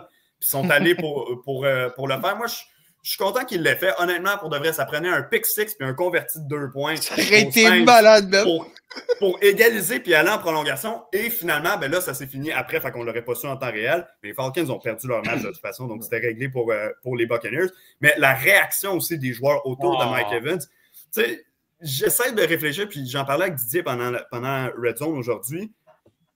Défensivement, peut-être, là, parce qu'il y a eu des grands joueurs, dont Warren Sapp et John Lynch chez les Buccaneers. Mais offensivement, dans l'histoire des Buccaneers, puis je sais que Tom Brady est passé là, mais on s'entend que ça n'a pas été de longue durée. Là. Je te parle pour des joueurs identifiés, tagués Buccaneers. C'est probablement le meilleur joueur offensif de leur histoire là, chez les Buccaneers. James Winston a fait 30-30, hein, c'est pas n'importe qui. Respecte un peu. T'as raison. Josh Freeman aussi, hein, il était là pendant un an. Il était là plus qu'un an, mais en tout cas, ça a eu une bonne saison. Ouais. Ben, puis écoute, puis vite pour les Buccaneers, penses-tu que cette équipe-là est à prendre au sérieux dans la NFC ou tu penses que ça va faire. Tu sais, on a un peu gagné cette division-là par défaut parce que, ben, mon Dieu, que c'était mauvais cette division-là, là, mais penses-tu qu'on est capable de faire du bruit pendant ces séries-là? Comme tu dis, c'est une mauvaise division. Moi, je suis tellement fan de Baker Mayfield. Et en ce moment, ça paraît que les gars qui jouent sur cette équipe-là ont le goût de se défoncer pour ce gars-là parce qu'ils savent que ce gars-là va se défoncer pour eux. Là, ouais, exact. Il va tout faire pour aller chercher la victoire pour eux. Donc, moi, je vais prendre pour les Buccaneers probablement dans leur match-up au sens que c'est une équipe que je veux voir passer au premier tour. Malheureusement, leur défense est tellement une passoire que c'est pas viable de dire je vais marquer 40 points par match pour gagner mes matchs. Quand tu le fais en saison régulière, c'est une chose, puis on s'entend qu'il ne marquait pas 40 points par match, mais disons 30 points par match. C'est viable en saison régulière. Une fois en éliminatoire, tu ne peux pas te dire je vais marquer 4 fois de suite 30 points puis me rendre au Super Bowl. Ça ne fonctionne pas comme ça. Surtout que tu affrontes des bonnes équipes qui, elles aussi, vont inscrire des points contre ta défense passoire. Donc, un peu comme je le disais pour les Commanders, est-ce que je peux voir les Buccaneers causer une surprise puis gagner un match? Oui. Est-ce que je peux les voir se rendre nécessairement loin puis être un aspirant à participer au Super Bowl dans la NFC? Pour moi, si on se rend en finale d'association, là, ce serait déjà un très beau moment là, pour les Bucs. Okay. Alors, c'est ce qui conclut cette discussion sur le football en soi pour les séries éliminatoires, mais ne restez pas très, très, très loin parce que Pop, quelle heure est-ce? L'heure du Perron d'église. Elle a comme coupé à moitié dans ma phrase, mais oui, bon. J'ai comme été rapide sur le piton un peu. Non, mais regarde, c'est correct. 2025, ça vient de commencer. Premier show en 3 semaines. Oui. Anyways, mesdames et messieurs, Perron d'église. Alors, à chaque semaine, on vous envoie sur les réseaux sociaux l'invitation d'interagir avec nous. Question, take, absolument horrible. On va la lire. Et on va débattre entre nous. La première qui nous provient de mon bon ami Fred sur Instagram qui demande est-ce qu'on aurait dû effectivement bencher Saquon Barkley ou est-ce qu'on aurait dû le faire jouer pour tenter de battre le record d'Eric Dickerson de 2105 verges? Renaud, je te lègue la parole en premier là-dessus. Le partisan en moi pas partisan des Eagles, mais partisan de football, aurait voulu voir évidemment Saquon Barkley battre le record. Ceci étant dit, ce serait malhonnête de dire que les Eagles ont fait la mauvaise chose. De un, tu reposes probablement le joueur clé de ton attaque là, en vue des éliminatoires. S'ils se blessaient, ils auraient tellement eu l'air idiots, les Eagles de Philadelphie. Et en plus, c'est quand même 101 verges que ça y prenait. Puis je sais qu'il y a eu beaucoup des matchs de 100 verges cette année, mais c'est pas donné 101 verges dans un match de la NFL. Surtout que on n'aurait probablement pas fait jouer les autres partants autour de lui. Donc, ça aurait été prévisible qu'il soit arrêté. Et le dernier argument que j'ai, mais ça, en tout cas, c'est plus ou moins un argument, mais je vais quand même le lancer en l'air comme ça. Eric Dickerson l'a fait en 16 matchs. Là, ça aurait été le 17e match. C'est sûr qu'au total, tu checkes à la fin, tu bats le record. Mais est-ce qu'il y aurait toujours eu les petits fatigants qui viennent dire « Ouais, mais il ne l'a pas eu en 16 matchs et tout. » Donc, dans ces circonstances-là, mais pour de vrai, le dernier argument compte plus ou moins dans la balance pour moi, étant donné les autres. Je pense qu'ils ont pris la bonne décision en le reposant. Moi, ce que j'aurais aimé ça, peut-être que les Eagles fassent, c'est on fait jouer Saquon Barkley peut-être un quart ou deux. Mm-hmm. Si, mettons, après, à demi, il est peut-être à, je sais pas, 20-25 verges au sol après une première demi, là, c'est genre, OK, c'est correct, le record, va-t'en sur le banc, tu ne joueras pas de la deuxième demi. Ou si, mettons, dans le cas contraire, il est peut-être à 75-80, tu fais jouer le record, merci, bonsoir, puis après ça, tu fais jouer. J'aurais aimé ça peut-être que les Eagles fassent peut-être ce genre de choses-là. C'est vrai qu'il y aura un certain risque, par exemple. Mais c'est ça la fois on dit ça comme spectateur aussi. Oui, oui. Que tu le fasses jouer un quart, 2 quarts, tu le fais jouer. Ce qui présente un risque de se blesser. Puis Dieu sait que le football, c'est pas le sport le plus clément au niveau de la santé de ces joueurs. Surtout pour un porteur de ballon, man. Puis les Giants, ils l'ont sur le cœur. Hein? Les Giants, ils l'ont sur le cœur. On vise les chevilles, on vise les genoux. Fait que, ouais. C'était pas sécuritaire, je pense, pour Saquon de ce match-là. Non, puis tu sais, ta priorité, c'est la semaine prochaine. T'sais. Imagine, tu arrives contre les Packers, t'as pas Saquon Barkley, puis il fait fret, puis là, ton jeu aérien marche pas, puis là, tu te ramasses, c'est Kenneth Gainwell contre Josh Jacobs. C'est la dernière affaire que tu veux, c'était les Eagles.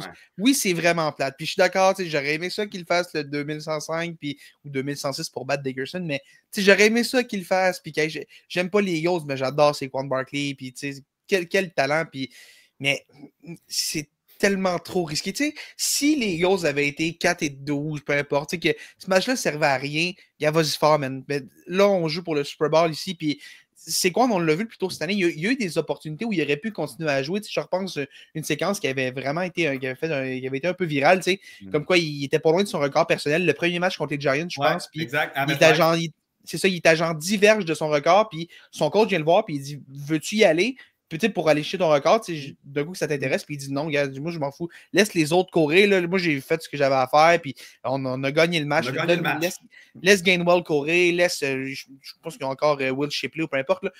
Laisse les autres courir. Moi, ça va. Moi, j'ai pas besoin de tourner le couteau dans le plat ou quoi que ce soit. Puis je pense que c'est le genre de gars qui est Saquon Barkley. A passé des années à avoir des bonnes années statistiques avec les Giants, mais à jamais rien gagné parce que les Giants, depuis 10-15 ans, c'est un trou. Puis là, tu vois, il y a une opportunité de faire des grandes choses avec les Eagles. Il vient d'avoir une saison exceptionnelle. Puis, tu sais quoi, 2000 verges, si Ja'Marr Chase n'existe pas, on pourrait déjà graver son nom dans le titre de joueur offensif de l'année. Ouais. Mais là, tu vois, laisse faire ça, c'est déjà fait, 2000 verges, puis c'est juste super impressionnant, 2000. Là. Fait que, c'est beau. Puis oui, j'aurais aimé ça, mais c'était la bonne décision que les Eagles ont pris aujourd'hui, même si c'est plate. Ça aurait été le fun qu'il fasse le 2100. Puis ben oui. Surtout qu'il le fasse contre les Giants, ça aurait été quand même vraiment. Exact. S'il avait été à 40-50, peut-être, mais là, ça oublie ça. Tant pis. Puis, tu sais, pour revenir au match que tu parles, le match à MetLife, où il avait dit hey, c'est correct, pour les dernières drives, laissez-moi sur le banc, puis on passe au prochain match et tout. Saquon Barkley n'avait pas besoin de battre son record personnel contre les Giants pour tomber d'en face des Giants. Les Giants, là, au moment où les clips de Hard Knocks de l'été dernier du off-season sortaient, où Joe Schoen avait juste l'air d'un idiot avec ce qu'il disait sur Saquon Barkley, puis à chaque fois que Barkley connaît un bon match, c'est-à-dire à toutes les semaines, ben, les clips ressortent, puis il y en a, puis il y en a, puis il y en a des clips. Moi, en tout cas, courte parenthèse sur les Giants, là, moi, je claire tout le monde. Je suis les Giants de New York, je fais le ménage dans la cabane, il n'y a rien de bon dans cette organisation. Joe Schoen prend juste des mauvaises décisions, puis le groupe d'entraîneurs aussi, je passerai à autre chose. Là. Le Hard Knocks a complètement mis la lumière sur ce que les gens, je crois, pensaient déjà de cette organisation-là, c'est-à-dire, vous faites n'importe quoi. Je vais prolonger ta parenthèse. Si tu avais à être gérant d'une équipe à New York, laquelle aimerais-tu le moins être ça, c'est la question. Là. Ouf! Hey, écoute, je pense que j'irais avec les Giants au lieu des Jets, au sens que les Giants ont pris des mauvaises décisions, ils ont les mauvaises personnes en place, mais c'est pas une équipe ou une organisation qui a la réputation de se traîner dans la marde. Tu sais, c'est un mauvais cycle, j'ai l'impression, pour les Giants, plus qu'un problème organisationnel. Tu sais, chez les Jets, on est empoisonné. Là. Il y a une maladie. Est-ce que tu aimerais gérer Aaron Rodgers?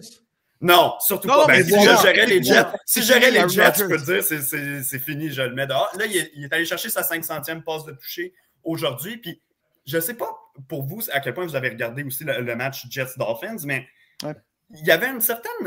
Il y avait l'air de bonne humeur pour une rare fois à Aaron Rodgers. Il avait l'air d'un gars qui jouait son dernier match en carrière et qui voulait avoir du fun. Encore là, on va attendre, mais moi, je trouve qu'il y avait un petit air de ça parce que c'est pas normal qu'à une saison de quoi 5-12 qui termine les Jets, c'est pas normal que tu sois autant de bonne humeur, même aussi bien là, la performance peut aller. Là. On a juste à regarder pas plus loin qu'à Montréal. Tu sais, Carey Price, c'était la même affaire. Oui, quand il est allé voir sa fille. Dans le 2020 là-dessus, mais. Tu regardais Carey Price qui allait voir sa fille, il allait saluer pendant le jeu. Il y avait un même vibe. C'est vrai, Renaud, je te le donne, il y avait un vibe qui ressemblait à ça. J'avoue. Donnez un vibe de Paul Pierce qui se fait donner le ballon à la ligne de 3 points quand il est allé visiter. C'était les Celtics. Il a terminé en embrassant la mascotte des Celtics au centre du court. Anyways, Pop, pour la suite des choses. Par la suite des choses, on parle de Josh Allen et de Lamar Jackson avec raison pour le titre de MVP, mais je commence à penser que Sam Darnold mériterait d'être dans la conversation assez sérieusement. Un commentaire qui nous provient du boy Mathieu Vachon, ami. Puis, d'ailleurs, ça, c'est un même Mathieu qui, en début de saison, est allé au top de la montagne et a dit, mesdames et messieurs, je déclare avant Josh même que la Allen saison MVP. commence. Avant même que la saison Il a commence. déclaré Josh Allen, le MVP de la saison. OK. Ah ouais, c'est vrai. Écoute, c'est vrai, puis on avait tous ri, hein. Les trois, on avait ri. Puis aujourd'hui, on a toute l'air épais. Pour moi, là, jusqu'à il y a quoi, une semaine ou deux, il y avait 4 participants forts là, au titre de MVP dans la Ligue. Bon, Josh Allen, Lamar Jackson étaient là, bien sûr. Je pense que Saquon était là parce que s'il battait le record, on en aurait parlé. Mais là, selon moi, avec le record qui ne sera pas battu, malgré les 2000 verges, excellente saison, candidat au titre de joueur offensif de l'année, mais on l'enlève de la course au MVP. Et il aurait pu peut-être avoir Joe Burrow, étant donné qu'il y avait des stats exceptionnelles. Mais là, l'équipe rate les éliminatoires. Puis même, j'ai envie de te dire que même s'ils avaient fait les éliminatoires cette semaine, ben on le voyait, c'était pas entre ses mains là, de faire les éliminatoires, ça prenait des défaites de 3 équipes. Donc pour moi, Joe Burrow, c'est automatiquement enlevé. Sam Darnold, selon moi, va gagner le Comeback Player of the Year. C'était mon choix au début de l'année, d'ailleurs, c'est pas pour me vanter. Par contre, pour le titre de MVP, je suis pas prêt à aller là. Écoute, saison exceptionnelle, là, Sam Darnold, je pense qu'on est tous contents pour lui, puis il va se mériter un gros contrat qu'il a amplement mérité, que lui pensait avoir un jour quand il était en début de carrière, mais depuis 2-3 ans, je pense que lui, il se disait, je ne vais jamais le signer, le gros pactole, puis finalement, il va l'avoir cette année, que ce soit au Minnesota ou que ce soit ailleurs. Ceci étant dit, comme MVP, écoute, je ne suis pas prêt à le mettre là pour une raison, il n'y a pas les chiffres qui accotent, ou du moins qui arrivent au niveau de Josh Allen et Lamar Jackson, et il y a Jordan Addison, Justin Jefferson, TJ Hawkinson, il y a Aaron Jones qui a connu une grosse saison. Je ne suis pas en train de dire que lui a dépendu entièrement de ces gars-là puis que si ce n'était pas d'eux, il n'était pas capable de jouer. Mais je pense qu'avec ces gars-là, et considérant aussi que les autres noms, malgré tout ce qu'on pourrait dire, c'est des noms plus sexy et qui attendent leur tour depuis plusieurs années. Ben, c'est-à-dire que Lamar Jackson l'a déjà gagné, mais Josh Allen attend son tour depuis plus d'années. Ce sont des plus gros visages au niveau de la Ligue. Tandis que Sam Darnold, veut pas, il n'est même pas le plus gros visage de son équipe. Justin Jefferson est plus populaire que Sam Darnold. Puis si on disait aux Vikings de garder un des deux, bon là, étant donné le contrat, c'est sûr que Justin Jefferson est sous contrat à long terme et tout, mais ils conserveraient Jefferson avant de garder Sam Darnold. Puis moi, la raison pour laquelle je ne pense pas qu'ils vont signer Sam Darnold à long terme et échanger McCarthy, c'est que tu te dis, j'ai tellement un gros groupe offensif que pas n'importe qui pourrait performer dans ce système-là. C'est pas ça que je suis en train de dire. Mais que J.J. McCarthy, qui est un gars de talent, un distributeur de ballons, littéralement, moi, j'ai l'impression que ça peut être un bon fit avec les Vikings puis que c'était une bonne sélection. Et surtout, Kevin O'Connell, l'entraîneur de l'année. Écoute, c'est exactement le travail. C'est un vrai gourou des corps arrière. Ouais. Tu sais, il y a beaucoup de coordonnateurs ou de coachs des corps arrière. On dit, lui, c'est un gourou de QB. Finalement, il arrive quelque part et il fait rien. Kevin O'Connell, c'en est un vrai. Puis selon moi, non seulement ça, mais la paire O'Connell et Brian Flores comme coordonnateur défensif, c'est la meilleure paire de coachs de la Ligue cette année. Ben, c'est un peu ça que je voulais m'en aller parce que je voulais mettre 2 choses là-dessus. De un, le narratif était peut-être trop fort pour Kevin O'Connell. Je pense que l'opinion populaire et peut-être même médiatique va attribuer les succès des Vikings plus pour Kevin O'Connell que Sam Darnold, même en donnant du crédit à Sam Darnold un peu. Mais même à ça, je trouve ça surprenant quasiment à la limite qu'il n'y ait pas plus de discussion que ça sur Sam Darnold. Mais bon, écoute, il y a plein de raisons pour ça, mais écoute, à 14, peut-être même potentiellement 15-2, j'aurais aimé ça voir ça, mais écoute, Kevin O'Connell, félicitations, coach de l'année. Le trophée il est juste à la sortie. Mec, tu sors de la game contre Détroit, le trophée est à la sortie dans le vestiaire. Là, merci, bonsoir, c'est réglé. Mais c'est ça, pour moi, le MVP des Vikings, c'est Kevin O'Connell. Je pense que je l'ai déjà dit sur le podcast. Sam Darnold, c'est le fameux success story. Là. Sam Darnold, c'est une des plus belles histoires de succès qu'on a vu dans la NFL depuis un bout. Là. Relancer une carrière de même d'un coup, c'est pas loin de Baker Mayfield, comme quoi ça a tout été relancé avec une game avec Sean McVay. C'est 180 degrés, c'est même pire que Baker Mayfield. C'est 180 degrés. Complètement. Puis, mais pour moi, le vrai architecte, Sam Darnold a énormément de crédit là-dedans, mais Kevin O'Connell est un. Kevin O'Connell a gardé les Vikings compétitifs avec Josh Dobbs l'an passé. Est-ce qu'on peut juste prendre 2 secondes pour démontrer à quel point ce gars-là est talentueux? Puis c'est drôle parce que plus tôt aujourd'hui, il y a eu là, je me souviens plus, je pense que c'est. Je me souviens plus qui avait sorti ça, mais c'est comme quoi il y a des équipes qui aimeraient peut-être parler aux Vikings une transaction pour Kevin O'Connell qui est sans contrat après la prochaine saison. Moi, je m'excuse, si les Vikings laissent sérieusement partir Kevin O'Connell, ce sera la pire erreur de l'histoire de leur franchise. Ce gars-là est en ce moment un top 3 coach de la NFL et peut-être même numéro 1. Je pense que là, tu as Andy Reid puis tu as quelques autres candidats, mais j'adore Kevin O'Connell. Puis ce gars-là a relancé des carrières, a relancé Sam Darnold, puis je pense qu'il va faire du bon travail avec J.J. McCarthy, qui était vraiment pas mon favori avant le repêchage, mais qui est un fit parfait pour. Mais c'est lui qui l'a choisi. Exact, c'est ça. Il a fait confiance et tout. Puis c'est pour la même raison que toi, je pense que Sam Darnold va jouer ailleurs dans un an, mais quelle grande histoire de succès. Mais je pense que c'est le MVP des Vikings cette année. Sam Darnold, aussi bon a-t-il été? Je sais que c'est pas un joueur, mais le MVP des Vikings, c'est Kevin O'Connell. Ouais, j'ai vu les rumeurs de transactions aussi passer aujourd'hui. Moi, je ne crois pas à ça. De un, c'est parce que la saison n'est pas terminée. Souvent, les prolongations de contrat viennent à 1 an d'échéance. Donc, selon moi, là, dès que les Vikings sont éliminés ou remportent le Super Bowl, peu importe, on va procéder à une prolongation de contrat lucrative pour Kevin O'Connell.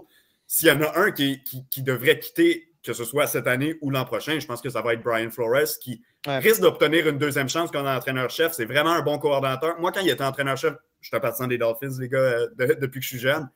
Quand il était entraîneur-chef des Dolphins, je l'adorais. La défense faisait des miracles. Puis à la seconde qui est parti, puis que Mike McDaniel est arrivé, l'attaque est devenue spectaculaire. Ça, on doit le donner, l'attaque des Dolphins. La défense est devenue atroce. Ouais, la défense est devenue catastrophique, mais sensiblement avec les mêmes joueurs. Donc, on n'était pas capable de jouer là, avec Vic Fangio l'an dernier. C'était une catastrophe. Là, cette année, ça a quand même été pas si mal là, pour la défense des Dolphins et tout, mais là, on commence à être loin et les joueurs commencent à s'alterner aussi.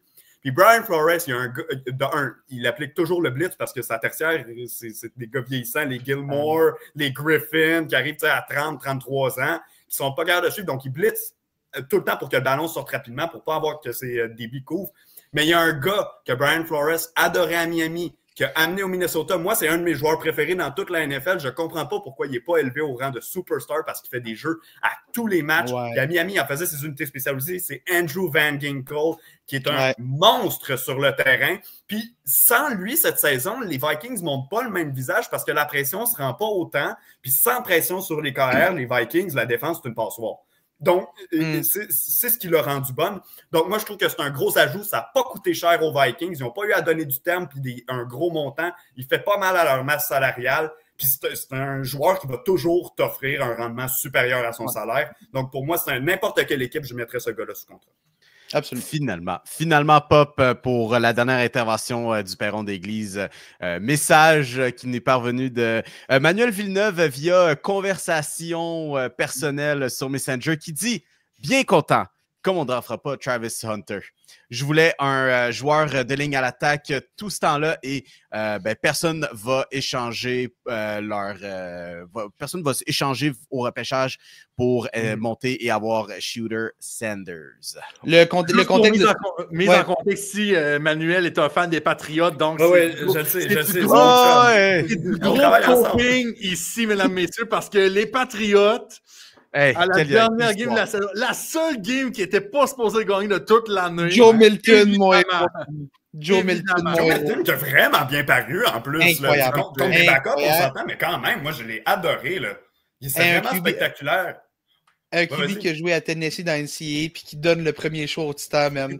Tu pourrais pas écrire un meilleur scénario que ça, premier choix au Titan. Écoute, dans une saison qui a été, je vais le dire poliment, de l'hostie de merde pour les Titans, man, au moins, tu sais quoi, il y a le premier choix. Puis là, je me permets une petite parenthèse. Après ça, on va revenir aux commentaires de Manu parce que je trouve que c'est super intéressant de parler des Pats en ce moment, surtout avec Gerard Mayo qui est dehors. Mais pour les Titans, dans cette année-là, qui a été tellement dur à avoir le premier choix, ça va faire du bien. Puis la grande question, c'est est-ce que tu prends un corps arrière? Est-ce que tu prends un Shooter Sanders? Est-ce que tu prends Cam Ward? Est-ce que tu prends... je pense pas qu'il y en a un autre qui mérite de sortir aussi haut. Non. Ou l'autre grande question, c'est est-ce que tu descends au repêchage? Puis pour les Titans, je pense que ça devient particulièrement intéressant parce que ton choix de 3e ronde est parti aux Chiefs pour le Jarius Sneed. Donc, tu n'as pas ce 65e choix-là au total. Les Chiefs doivent comme ça n'a pas de bon sens même d'avoir eu ce choix-là pour Jerry Sneed qui a à peine joué de l'année. Je comprends encore pourquoi on a fait cette transaction-là chez les Titans, puis je pense pas que c'était une mauvaise transaction, mais mon Dieu que ça paraît mal aujourd'hui. Mais je pense qu'il faut que tu descendes. Je pense que tu as les Giants qui veulent un carrière. Je pense que tu as les Raiders qui rêvent d'avoir Shedeur Sanders. Je pense que ces deux équipes-là vont monter, vont vouloir monter en tout cas, puis tu descendrais pas trop pour les Titans. Fait que je pense que c'est un scénario qui va être à considérer. La grande question pour les Titans, c'est qui va prendre cette décision-là, parce que là, on commence à se demander si le directeur général Rand Carton, le coach Brian Callahan, est-ce que ces gars-là vont survivre au fameux Black Monday demain où tous les coachs, tous les DG perdent leur job parce que c'est la première journée post-saison de la NFL. Est-ce que ça va être ces gars-là qui vont pouvoir prendre la décision?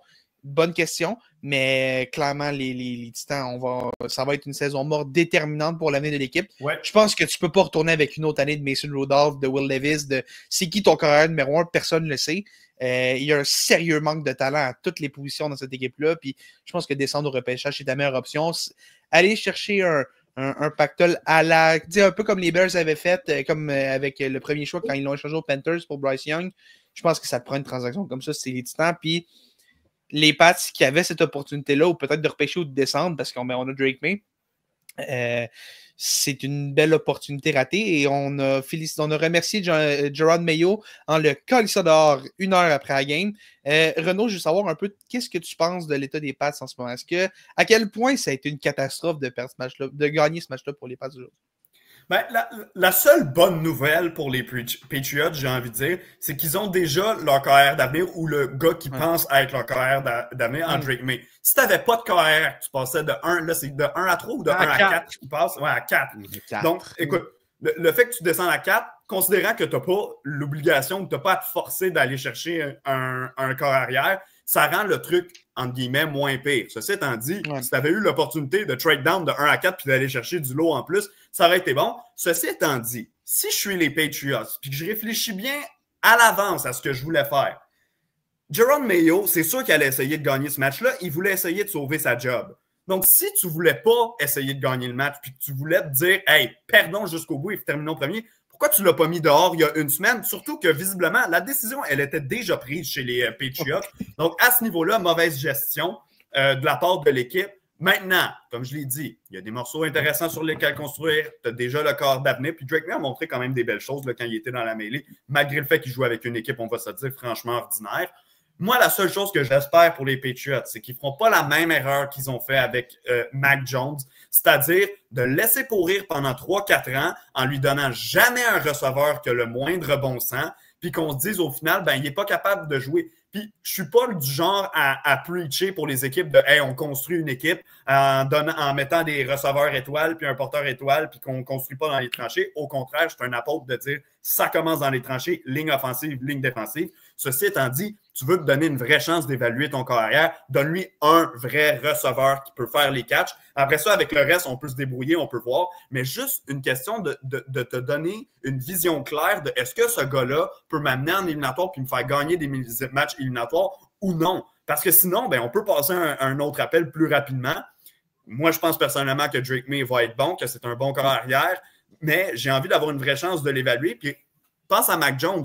Le début de sa saison recrue ils avaient eu leur semaine de congé tard là, cette année, là, je pense à la semaine 12 ou quelque chose comme ça. Jusqu'à la semaine de congé, Mac Jones, c'était une belle surprise. Il se développait bien. On disait, waouh, mais le futur est prometteur avec lui. L'année 2, on ne lui donne pas plus d'armes. Régression. L'année 3, on ne lui donne pas plus d'armes. Régression, puis finalement, ça s'est écroulé complètement pour lui. Mais je pense que Mac Jones, et je n'étais pas le plus grand fan de lui déjà à son année de repêchage, puis pendant qu'il a joué, je pense qu'il avait un plafond assez limité. Mais je pense que Mac Jones avait quand même le potentiel de devenir meilleur que backup des Jaguars de Jacksonville. Puis écoute, la bonne nouvelle pour les Pats, au moins, c'est la dernière fois qu'une équipe a perdu un match de même pour perdre le premier choix, c'est les Texans Houston, quand Lovie Smith s'est fait passer dehors une couple d'heures après. Là, un peu même situation. Là. Quoi qu'il y avait donné, je pense, au moins 3 heures le temps de faire ses boîtes. Mais Mayo a eu 1 heure et débarrasse. Là. Mais tu sais, la dernière fois, ça a quand même bien fini parce qu'on est allé chercher CJ Stroud, puis ça a été comme le début de quelque chose avec Will Anderson, de Miko Ryans qui est arrivé après. Peut-être que ça va faire du bien aux Pats qui aussi ont 130 millions sous le plafond salarial. Et il y a des gros receveurs qui vont être disponibles. T. Higgins va en être un. Chris Godwin aussi, je crois, qui est joueur autonome. Et qui sait ce qui va se passer avec Garrett Wilson. On ne l'échangera probablement pas à l'intérieur de la division, mais ça reste quand même un autre nom qui pourrait être disponible si la relation entre les Jets et lui est un peu fracturée. Mais moi, ce qui m'intéresse beaucoup avec les Pats, là, Jerod Mayo est congédié. Là, les boys, on s'entend que Mike Vrabel va être embauché d'ici 1 ou 2 semaines avec les Pats. Ça va être réglé, puis il va enfin être de retour là-bas. Là. Ok, parce que tu l'as mis tantôt avec les Steelers. Les Steelers. Ouais, non, écoute, ça, c'est dans un monde où est-ce que les Pats sont épais, puis dans un monde où est-ce que Mike Vrabel, la job des Pats n'est pas ouverte, OK? Dans un monde, puis peut-être que les Pats vont vouloir aller ailleurs, mais man, c'est comme écrit dans le ciel, là, je veux dire, qu'est-ce qu'il fait là? Mike Vrabel est disponible, t'as une job disponible avec les Pats, puis Robert Kraft le dit ouvertement qu'il veut Mike Vrabel. Come on, faites juste le faire, régler ça, sauver le temps de tout le monde, là. Embauche Mike Vrabel, puis qu'on finisse ça, là. Au final, moi, j'ai l'impression qu'en embauchant Jerod Mayo, on essayait de créer un autre Mike Vrabel qui avait été créé au final par les Titans, mais qui était un ancien de l'organisation des Pats. J'ai l'impression que maintenant, tu as l'occasion de faire... Ben, c'est comme si j'embauchais Mayo, mais à la place, il y a déjà de l'expérience comme entraîneur. Il y a déjà eu du succès comme entraîneur aussi. Il nous a prouvé que c'est pas un 2 pick qui fait n'importe quoi sur le banc. Mike Vrabel, il est reconnu comme étant un bon entraîneur. Puis je suis pas 100% convaincu qu'il n'y a pas eu d'offre dans la dernière saison, Mike Vrabel, pour aller coacher. Mais il y a le luxe pas de choisir nécessairement sa destination, mais de pouvoir dire non à des équipes où ça ne l'intéresse pas d'aller, surtout que c'est une deuxième opportunité pour lui. S'il s'en va, je dis n'importe quoi, mais dans n'importe quelle équipe pourrie qui se plante complètement, ben là, ça se peut que les opportunités ne se représentent pas pour lui. J'ai l'impression qu'en Nouvelle-Angleterre, on va être patient avec lui si on l'embauche. Je dis ça, ils ont renvoyé Mayo après 1 an, mais Mayo n'avait pas d'expérience.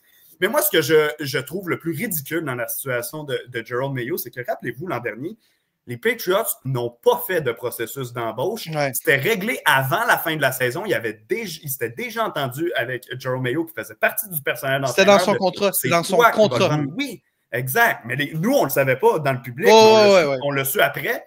Mais, tu sais, c'était déjà organisé. Tu avais tellement confiance en toi que tu n'as même pas appelé personne, puis tu as congédié Bill Belichick, le meilleur entraîneur de tous les temps, pour lui faire la place. Puis après 1 an, avec une équipe qu'on savait pourrie, qu'on savait qu'elle serait qu'elle serait à peu près là au classement cette année, puis tu le mets dehors après 1 année. On n'est pas dans le vestiaire. Probablement qu'il y a des trucs où il y a eu des pertes de contrôle ou que tout simplement on voyait que c'était pas l'homme de la situation. Ça les regarde, comme je le dis, on n'est pas dans le vestiaire. Ceci étant dit, la réflexion qu'ils ont eue dans tout le processus Mayo, du début à la fin, selon moi, il n'y a juste pas de sens. Ouais. Well said. Je peux Puis Mike Vrabel, tu sais, récemment, on a vu Mike Tannenbaum, l'ancien GM des Jets, qui a été recruté à nouveau par les Jets pour enquêter ou comme pour faire du recrutement pour le prochain entraîneur-chef. Consultant. On entend 2 noms, Rex Ryan puis Ron Rivera, 2 dinosaures. C'est pas un mauvais jeu de mots avec Rex, là. Mais deux dinosaures que absolument personne d'autre présentement. Tu sais, il n'y a aucune autre équipe qui est dans les talks pour engager ces gars-là parce que c'est 2 gars qui n'ont plus nécessairement leur place dans la ligue. Mais le nom de Mike Vrabel aussi a été soulevé. Puis honnêtement, en ce moment, tu es Mike Vrabel, tu as une offre des Jets, puis tu as une offre des Patriots pour le même emploi. Je pose même pas de questions sur le salaire. Je m'en vais chez les Patriots avant d'aller chez les Jets. Penses-tu que les Pats ont agi sur Jerod Mayo aussi rapidement parce qu'on a vu les Jets faire passer une entrevue à Mike Vrabel? C'était vendredi, je pense. Penses-tu qu'on a agi aussi rapidement que ça pour cette raison-là? Je me demande vraiment si Mike Vrabel n'était pas disponible. Disons que Mike Vrabel, il y a 1 semaine, se fait dire, je ne sais pas pourquoi ça arriverait pendant la saison régulière, là, mais tout de suite, s'en va entraîner l'an prochain X équipe, puis qui n'est pas disponible. Je me demande si on congédie Jerod Mayo du côté des Patriots. Puis tu sais, le parallèle hockey, là, mais je sais que vous parlez de hockey à votre podcast aussi. Rappelez-vous quand Michel Therrien a été congédié par le Canadien puis que Claude Julien s'était amené. La première ou la deuxième fois? La deuxième fois. Si Claude Julien n'avait pas été congédié 1 semaine avant par les Bruins, est-ce que vraiment le Canadien aurait pesé sa gâchette? Leur homme, ils l'ont montré. Ils l'ont montré en engageant Julien que c'était lui leur homme. Donc visiblement, s'il n'était pas disponible, tu n'aurais pas donné la job à quelqu'un d'autre, tu serais juste resté avec Michel Therrien. Selon moi, ça n'avait pas été une bonne décision à l'époque. Ceci étant dit, avec les Patriots, on est en droit de se poser un peu la même question, surtout que le lien entre Vrabel et les Pats, il est extrêmement facile à faire. Absolument. Absolument. Et juste avant qu'on se quitte, mesdames et messieurs, juste répondre à la petite question de la semaine de notre joueur mystère qu'on réservait pour vous. Alors non, cette fois-ci, ce n'était pas un joueur de football pour rester dans la thématique, mais un joueur de baseball qui a porté les couleurs des Brewers de Milwaukee de 2018 à 2023 pour ensuite se diriger l'année dernière avec les Orioles de Baltimore et finalement, il portera les couleurs la saison prochaine des Diamondbacks de l'Arizona. Et on a nommé Félix Corbin Burns, qui vient de signer un énorme contrat avec les Diamondbacks. C'est arrivé de nulle part pendant les vacances. Vraiment, c'était les Giants, les Blue Jays, puis tout d'un coup, à la fin, je salue les Diamondbacks, on est là, on va le signer. Puis un an après le fiasco de Jordan Montgomery, on signe un autre gros lanceur à gros prix. Mais belle prise pour les Diamondbacks, justement, et c'est notre premier joueur de la semaine en 2025 pour la triple menace. Et comme quoi, en 2025, les Blue Jays et leurs partisans ne pourront absolument rien avoir et on est déjà prêt pour cet été. D'ici là, mesdames et messieurs, on vous remercie d'être passés cette semaine à la triple menace, cette première édition de 2025. On remercie également Renaud de s'être présenté avec nous.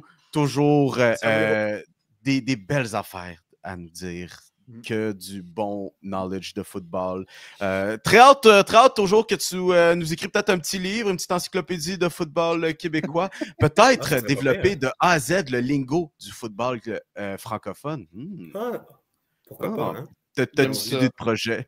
D'ici là, comme on l'a dit, Renaud, tous les dimanches, bon là, la saison termine, donc il n'y en aura plus. Mais Red Zone, sinon, au-delà de ça, le balado Tailgate, en plus d'être à l'occasion chez RDS et BPM Sport. D'ici là, tout le monde, on se donne rendez-vous à la semaine prochaine pour un format régulier de nouvelles et passez une très, très, très belle année. Ciao, bye.